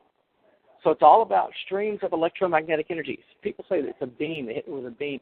Let it hit you with a beam of anything. This is a continuous, never-ending, 24-hour-a-day stream of energy that is specifically tuned to your brainwave signature. So literally, you could be standing in a room with 100 people, and the other 99 people wouldn't even feel the stream of energy, but you would fall down from the pain and collapse on the floor. Why? Because only the mind control victim absorbs the energy or feels its effects, because only the mind control victim possesses that specific brainwave signature. So the other people around you in the same room with you, they don't possess that same brainwave signature that you do. Their brainwave signature is different. So they don't absorb the energy or feel its effects. The stream of energy just passes right through them and around them, and they are unaware. Interesting, very interesting. Okay, Hart, I'm going to put you on hold. Thank you. Okay, we have about 3 more callers. Let's see. Yeah, about 3 more, and then we'll wrap it up because it is almost midnight on the East Coast. We got about 5 minutes, I guess. Yeah. Yes. Okay, so make your comments brief, please. Hello? Yeah, hello, Bryan. Hey, Jay. Yeah, I just want to say thank you, because I see your spirit change when the woman asks for solutions, and it changed and you got calmer. So I just want to say that, and that's all. Did you say, are you speaking about me? I got calmer? No. A woman asks him for solutions, what she can do. Well, one of the solutions. Right, the solutions. One of the solutions she can do is called quenching. Quenching is where you learn to read active memory. You maintain your situational awareness, not just of your surroundings, but of your thoughts. Quenching means you're reading active memory. You're paying attention to your thoughts. Okay, so you're able to realize, when these artificial impulse injections happen, because it happens at the subconscious level, and it's designed to make you believe that the thoughts are your own. But if you start to see a pattern of these thoughts, if you start to correlate those thoughts with powerful emotions, like you suddenly begin to burn with a white-hot rage over and over again, okay, that's not them. That's not you. That's them, okay? So it's quenching. It's learning to read active memory. Active memory is short-term memory. Short-term memory is anything less than 30 seconds. Long-term memory is anything more than 30 seconds. This technology is designed to target your short-term memory while you're formulating your thoughts, while you're preparing to act, before you do act, in order to influence you to act in a way that they want you to throw you, to pitch you in some type of action or access sequence, whatever it may be. So you'll be sitting in your living room, and they know you need to go to the bank because you're out of money, so they'll inject the previous thought of the bank back into your mind. Okay? Well, what they want you to do is they want you to get up and go to the bank to prove their technology is effective. But suppose you get up and go to the bank, and on your way to the bank, you just suddenly pull into the gas station. They could not predict that. That's spontaneity. You just disrupted the pattern. The pattern was you going to the bank. So another thing you can do in order to break the patterns that they're using to map your mind, because if they can't build single coherent patterns of thought, they can't map out your brain, is to be spontaneous every day, every chance you get. They know you're being spontaneous. They know you're doing it. But it doesn't matter because you're still breaking the pattern. You're still disrupting their technology. Okay, so quenching and spontaneity are two more things that you can do in order to be able to. But I think the most effective for me is redirection. Redirection is basically establishing a working reference and then redirecting back to that working reference every time you're attacked. So, for example, you establish a working reference. For example, it's something or someone that makes you extremely happy in life. Like for me, it's Jesus. And every time I'm attacked, I just revert back to Jesus. Jesus, Jesus, Jesus, Jesus, Jesus. What I did was I redirected away from the remote neural attack. What they were doing was they were trying to get me to think about this, and I thought about that instead. I redirected away from the remote neural attack. So because often what they'll do is they'll push you down into an extremely drowsy state before they attack you, before they try to disrupt your memory and thought process. Because anything which lowers, and they use theta waves to do that. That's how they pitch you. That's how they make you. That's how they put you into a forced-induced sleep. They use theta waves, suddenly make you drowsy and just knock you out. Okay. All right, so that's theta waves. That's a theta. So that's anything below 4 hertz. Anything between 4 and 7 hertz, that's a super relaxed state. Okay, that's also theta state, but it's not asleep. It's super relaxed. So what they'll do is they'll slowly bring you down with theta waves, increasing the frequency each time until you're in a super relaxed state, and then they'll hit you with sudden split-second drowsiness. And then when you so I get that a lot. Okay. Which frequency what they're doing is they're using anything which lowers a person's energy level and vitality, makes them more susceptible to mind control programming. So what they're doing is they're pitching you into functional disorientation. So you have a split-second drowsiness, and you can't even keep your eyelids open. And then the next moment you're alert again. What happened was that was mind control. That was a remote neural attack. And they used extreme drowsiness to trick your brain into accepting their remote neural attack. They want you thinking about this. They don't want you thinking about that. So they're going to use remote neural attacks to control and direct your memory and thought process. When I say memory and thought process, what I'm saying is your train of thought, your narrative of thought, what you're thinking about. Okay. And one of the ways that you do that, and one of the ways that you defeat that, is simply using a process called redirection. And redirection is just thinking about some, important event, some event in your life, like the birth of your first child, or some person in life that makes you happy, that makes you extremely happy. Then that happy person, that happy event is called your working reference. And so every time you get hit with that drowsiness, that split-second drowsiness, you just automatically snap to it and you say, Jesus, Jesus, Jesus, Jesus, Jesus. You just defeated their technology. You redirect it away from the remote neural attack to your working reference, Jesus. So that's called redirection. Very good. Thank you. Okay, we're going to take another question. This will be your last opportunity to ask questions. So star 8. We're going to wrap it up. Star 8. This will be your last opportunity. Okay, we do have one person here. Hello. Hi, I have 2 questions. 2 quick questions. Can I ask you one at a time? Yes, yeah. Go ahead.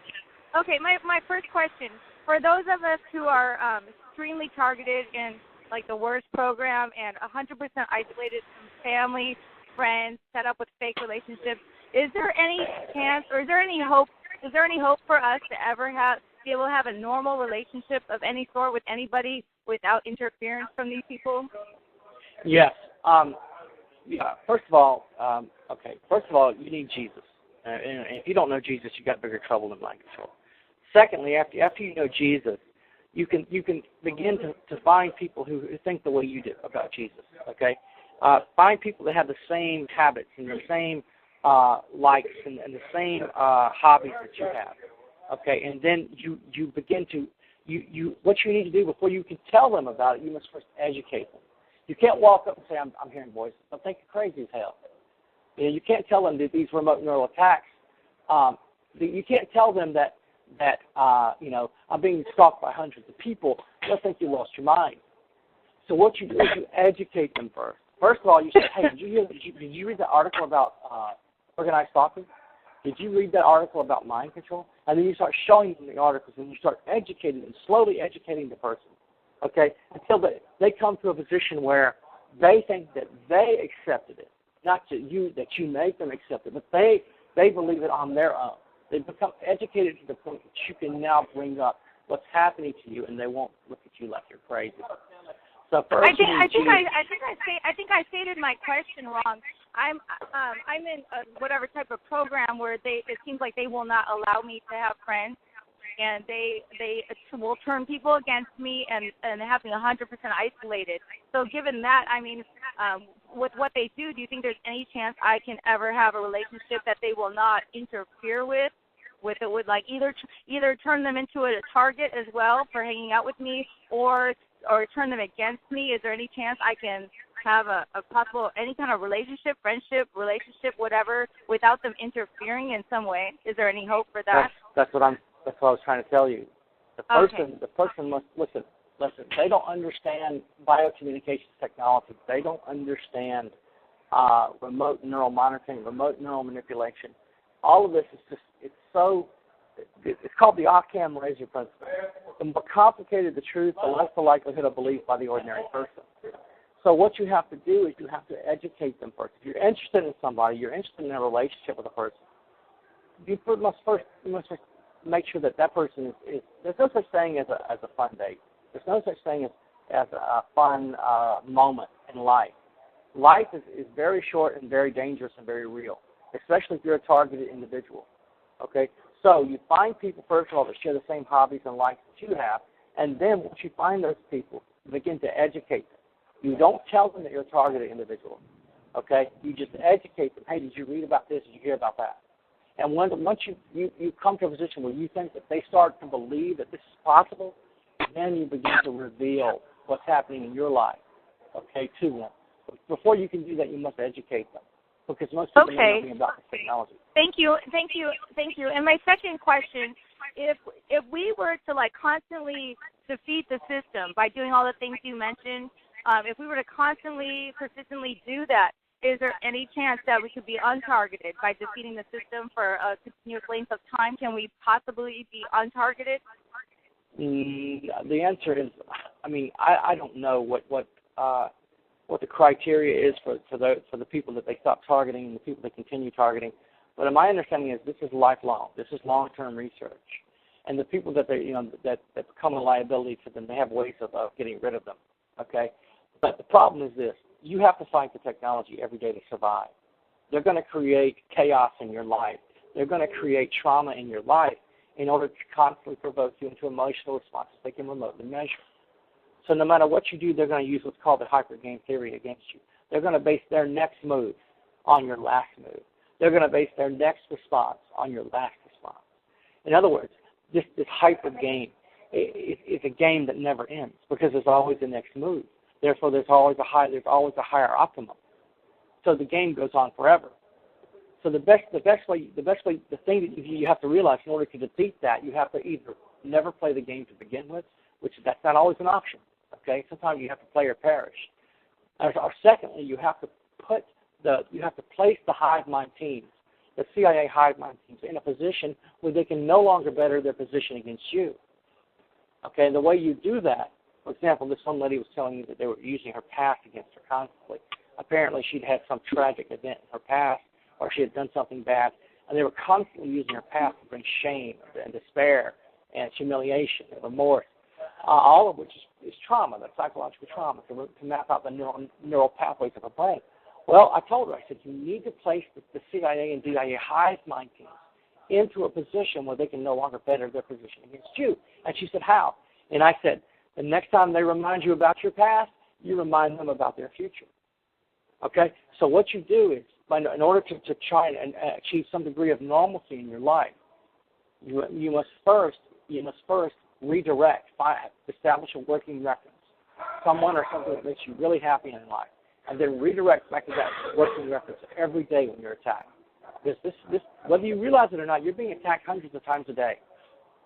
You don't realize it because most of this is done at the subliminal, subconscious level, but it's happening. So once you begin to understand the technology, once you begin to defeat the technology using multitasking, doing saying more than one thing at one time, whistling while you work, reading a book while listening to music, etc., cooking while watching television, that's called multitasking. It defeats their system. Another thing is spontaneity. Be spontaneous at the speed of thought. Don't plan anything out if you don't have to. Don't plan out your day if you don't have to. Just do it at the speed of thought. That's spontaneity. It breaks the patterns that they're trying to build. The third thing is quenching. Quenching is reading. It's maintaining situational awareness, not just of your surroundings, which is important, but of your thoughts, of your memory and thought process. Because if you keep having the same thoughts over and over again, and you keep having powerful emotions with those thoughts over and over again, such as them injecting the memories of gang stalkers and constantly injecting the memory of the impulse of anger, etc., pitching you into a white-hot rage every day, you've got to be able to read active memory, read your thoughts, and then contrast the thoughts that you're having at that moment with the way you normally thought before you were targeted. Okay? So that's called learning to read active memory. And then once you begin to see a pattern of this happening over and over again, if you're constantly beginning to obsessively and compulsively think of something over and over and over, that's not you, that's them. That's a supercomputer. Okay? injecting constantly the same thing over and over to manipulate you. You've got to learn to read active memory to stop that. And then you right. I'm glad you mentioned those three things, because those three things that you mentioned, they have been helping me somewhat. So I'm a bit my situation's bad, but it does help. I think those three things are very important. Thank you, Bryan. I had to go. Okay, thank you, Kim. Thank you. Okay, we do have one more. Okay. I have a comment. You mentioned a couple of times focusing on the things that makes you happy, and my comment is that because this is a trauma-based program, a lot of our positive memories get erased and replaced with memories that they want us to have with all this trauma stuff. Right. Well, there's a difference between mind control. Sometimes it can be very difficult. I think what I'm trying to say is sometimes it can be very difficult to think of something positive, even something in your past, when you're constantly dealing with all this negativity and all the trauma-based stuff. Okay, so what are you saying? What's your question? I guess what I'm saying is that, it's almost like you have to really make a conscious effort to try to remember anything positive, because there's so much trauma. And you mentioned how one person can be attacked hundreds of times a day.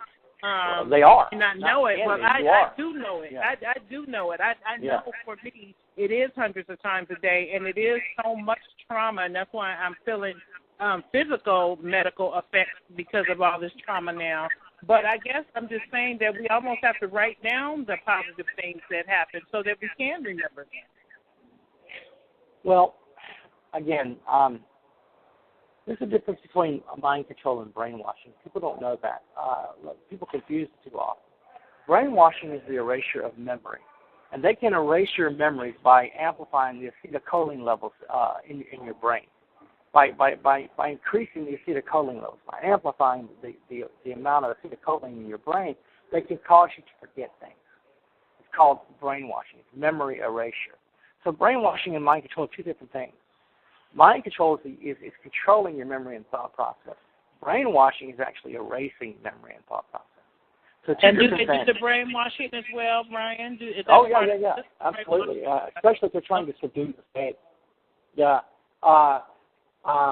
Especially if they're trying to subdue your faith, for example, or to subdue the love that you have for your spouse or your children or whatever. They want to slowly erase specific memories, not just all memories. They're not doing that. They're erasing specific memories. And the same is true for implanting memories. When you go into a psychiatrist's office and you sit down and you say, the psychiatrist uses hypnotism to help you deal with some tragic event in your life, what the psychiatrist will do when he's hypnotizing you is he'll walk you back into your past. Well, that's what they're doing with the neuroprogramming at night, okay? The neuroprogramming at night is called sleep. One of the things they're doing is called sleep hypnosis. They're actually walking you back into your past and planting falsified memories, okay? Then the next day they have to gauge whether or not the neuroprogramming was effective. So what they'll do is they'll walk up and they'll start talking about the thing they're trying to erase.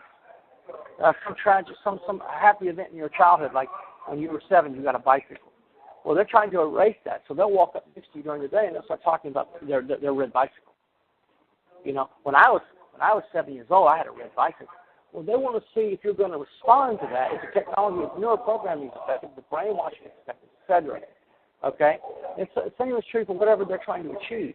They're going to use trigger stimuli. If they're trying to manipulate your belief system and your religion, they're going to start engaging in conversations every day around you about God to see if they're able to subdue your faith by targeting your frontal cortex with streams of electromagnetic energy. Or they'll walk up and sit down next to you and they'll have a Jesus T-shirt on, or they'll be reading a Bible or something. These are all situational scenarios, okay, not conversational. If they were engaged in a conversation about that, that would be a conversational scenario. Conversation, street theater, that's what street theater is. And they're going to use that on you every day to gauge whether the neuroprogramming is effective or not. How do you determine what they're doing? By looking for patterns. Not that many people in the world are constantly talking about God around you all the time. You start to look for patterns, okay, and then you multitask. When they start trying to manipulate you with their situational or conversational scenarios or street theater, you put your earphones on and you start listening to music while you work or read or work out. You begin to multitask, okay, or you begin to redirect. The things that I told you, that's what you should do.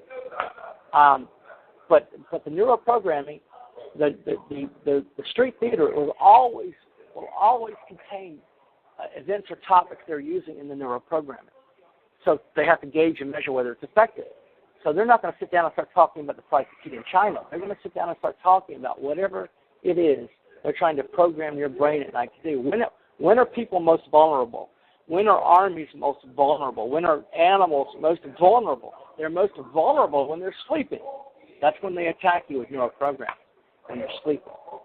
But there's no way to verify whether the programming is working effectively or not while you're sleeping. They have to engage in these while you're awake. They have to constantly inject the memories back into your subconscious to see if you act on those memories. Bryan, do you know anything about hypnosis and how that works? Can hypnosis actually happen through conversation and while we're asleep? And how does the hypnosis work and what is it about? What is it? Hypnosis, it's already 12. It's already 9:15, so I imagine it's pretty late wherever they are.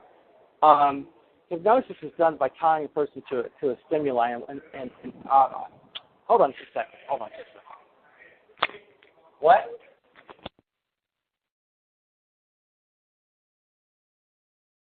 Okay, you guys, we're going to wrap it up. We have one more person who has a question, and that's New York, and then we'll be done for the evening. This has been so informative.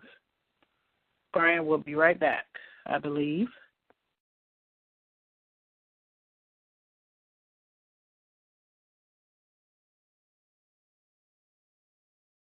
Oh, I think he hung up again. Let me try to reach him. Hold on.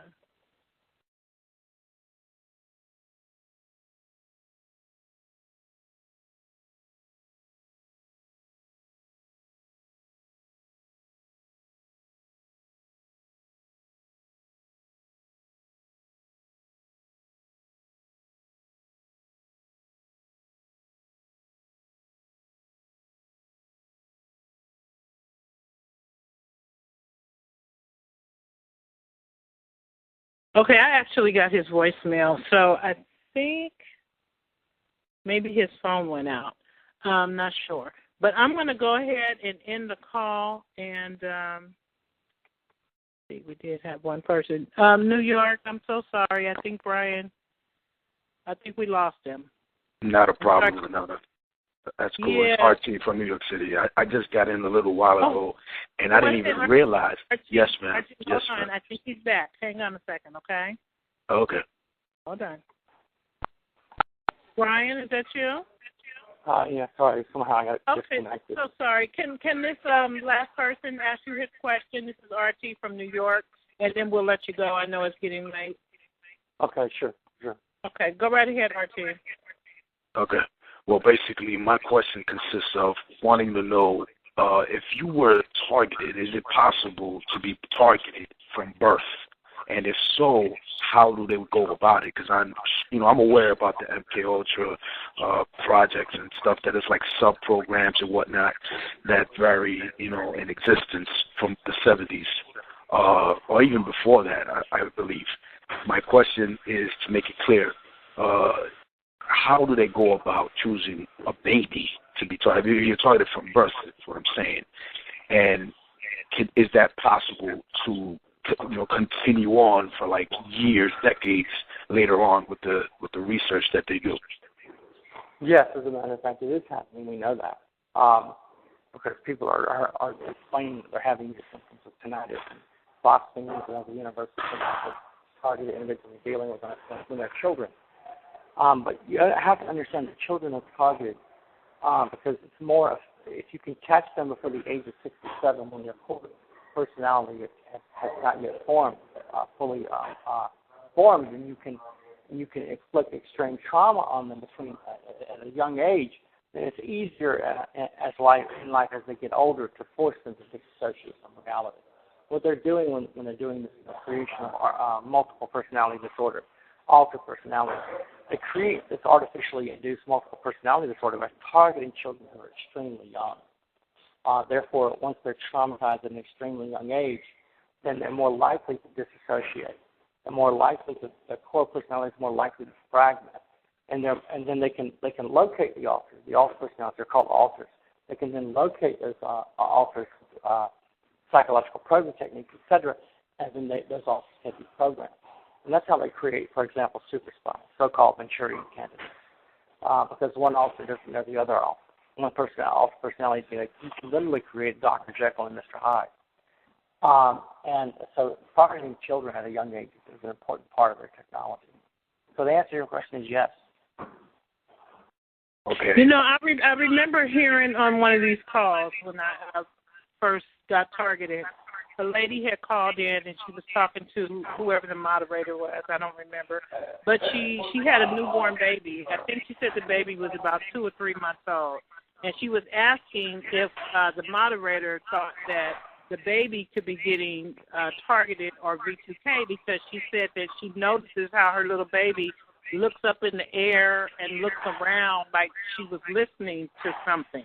So she, in her heart, felt that that baby was possibly getting V2K, because she said she had other children and she never noticed this. And she could clearly tell this baby was listening to something. And I guess there's really no way to prove that, especially with an infant who can't communicate to tell you. Right, or who doesn't understand a language. Right? I mean, how can you use neuro-linguistic programming on a child who doesn't know anything about linguistics? You have to be able to communicate with that child. So what they do is, at a young age, is they just inflict mostly extreme trauma. And then if the child grows up, they continue the trauma to a point where they can force the individual to break, to snap, to disassociate from reality. Yes, we know for a fact they target little children, babies. We know this. This is nothing new. It's part of the Monarch programming. And it's incredibly evil because they're incredibly evil people. They're sociopaths who have been programmed into psychopaths. They're selected for these jobs, the psychiatrists, the psychologists, neuroscientists, etc., who have demonstrated a propensity to kill at command, kill on command, who have no conscience, who can follow orders without any moral conscience getting in the way.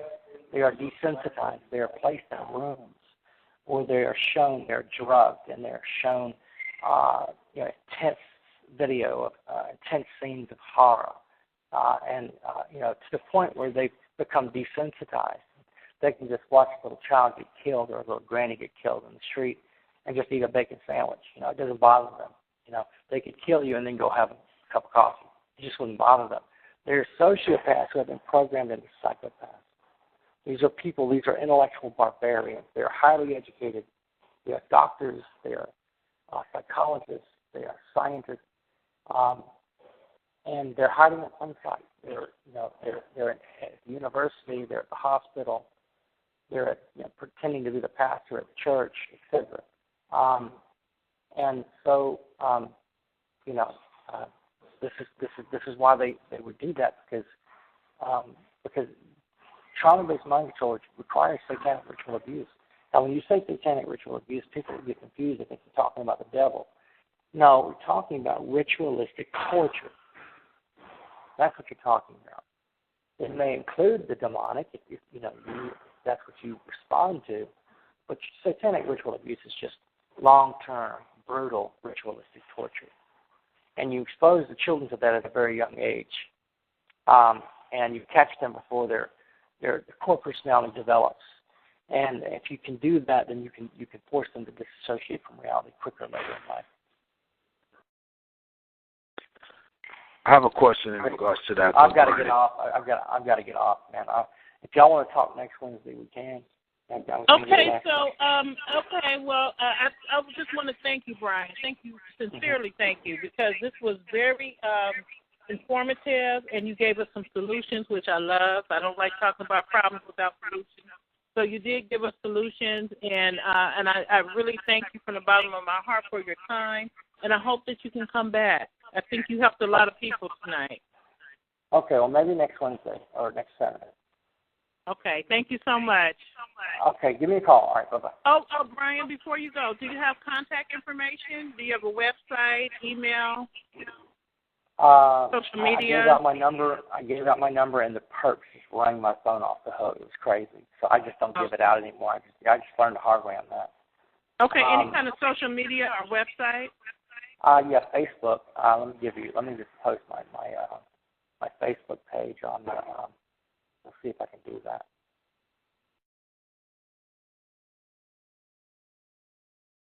See, I tried. Archie, thank you. Yeah, there's my Facebook page. No problem. You can see it. It's on the chat room. Can you see it?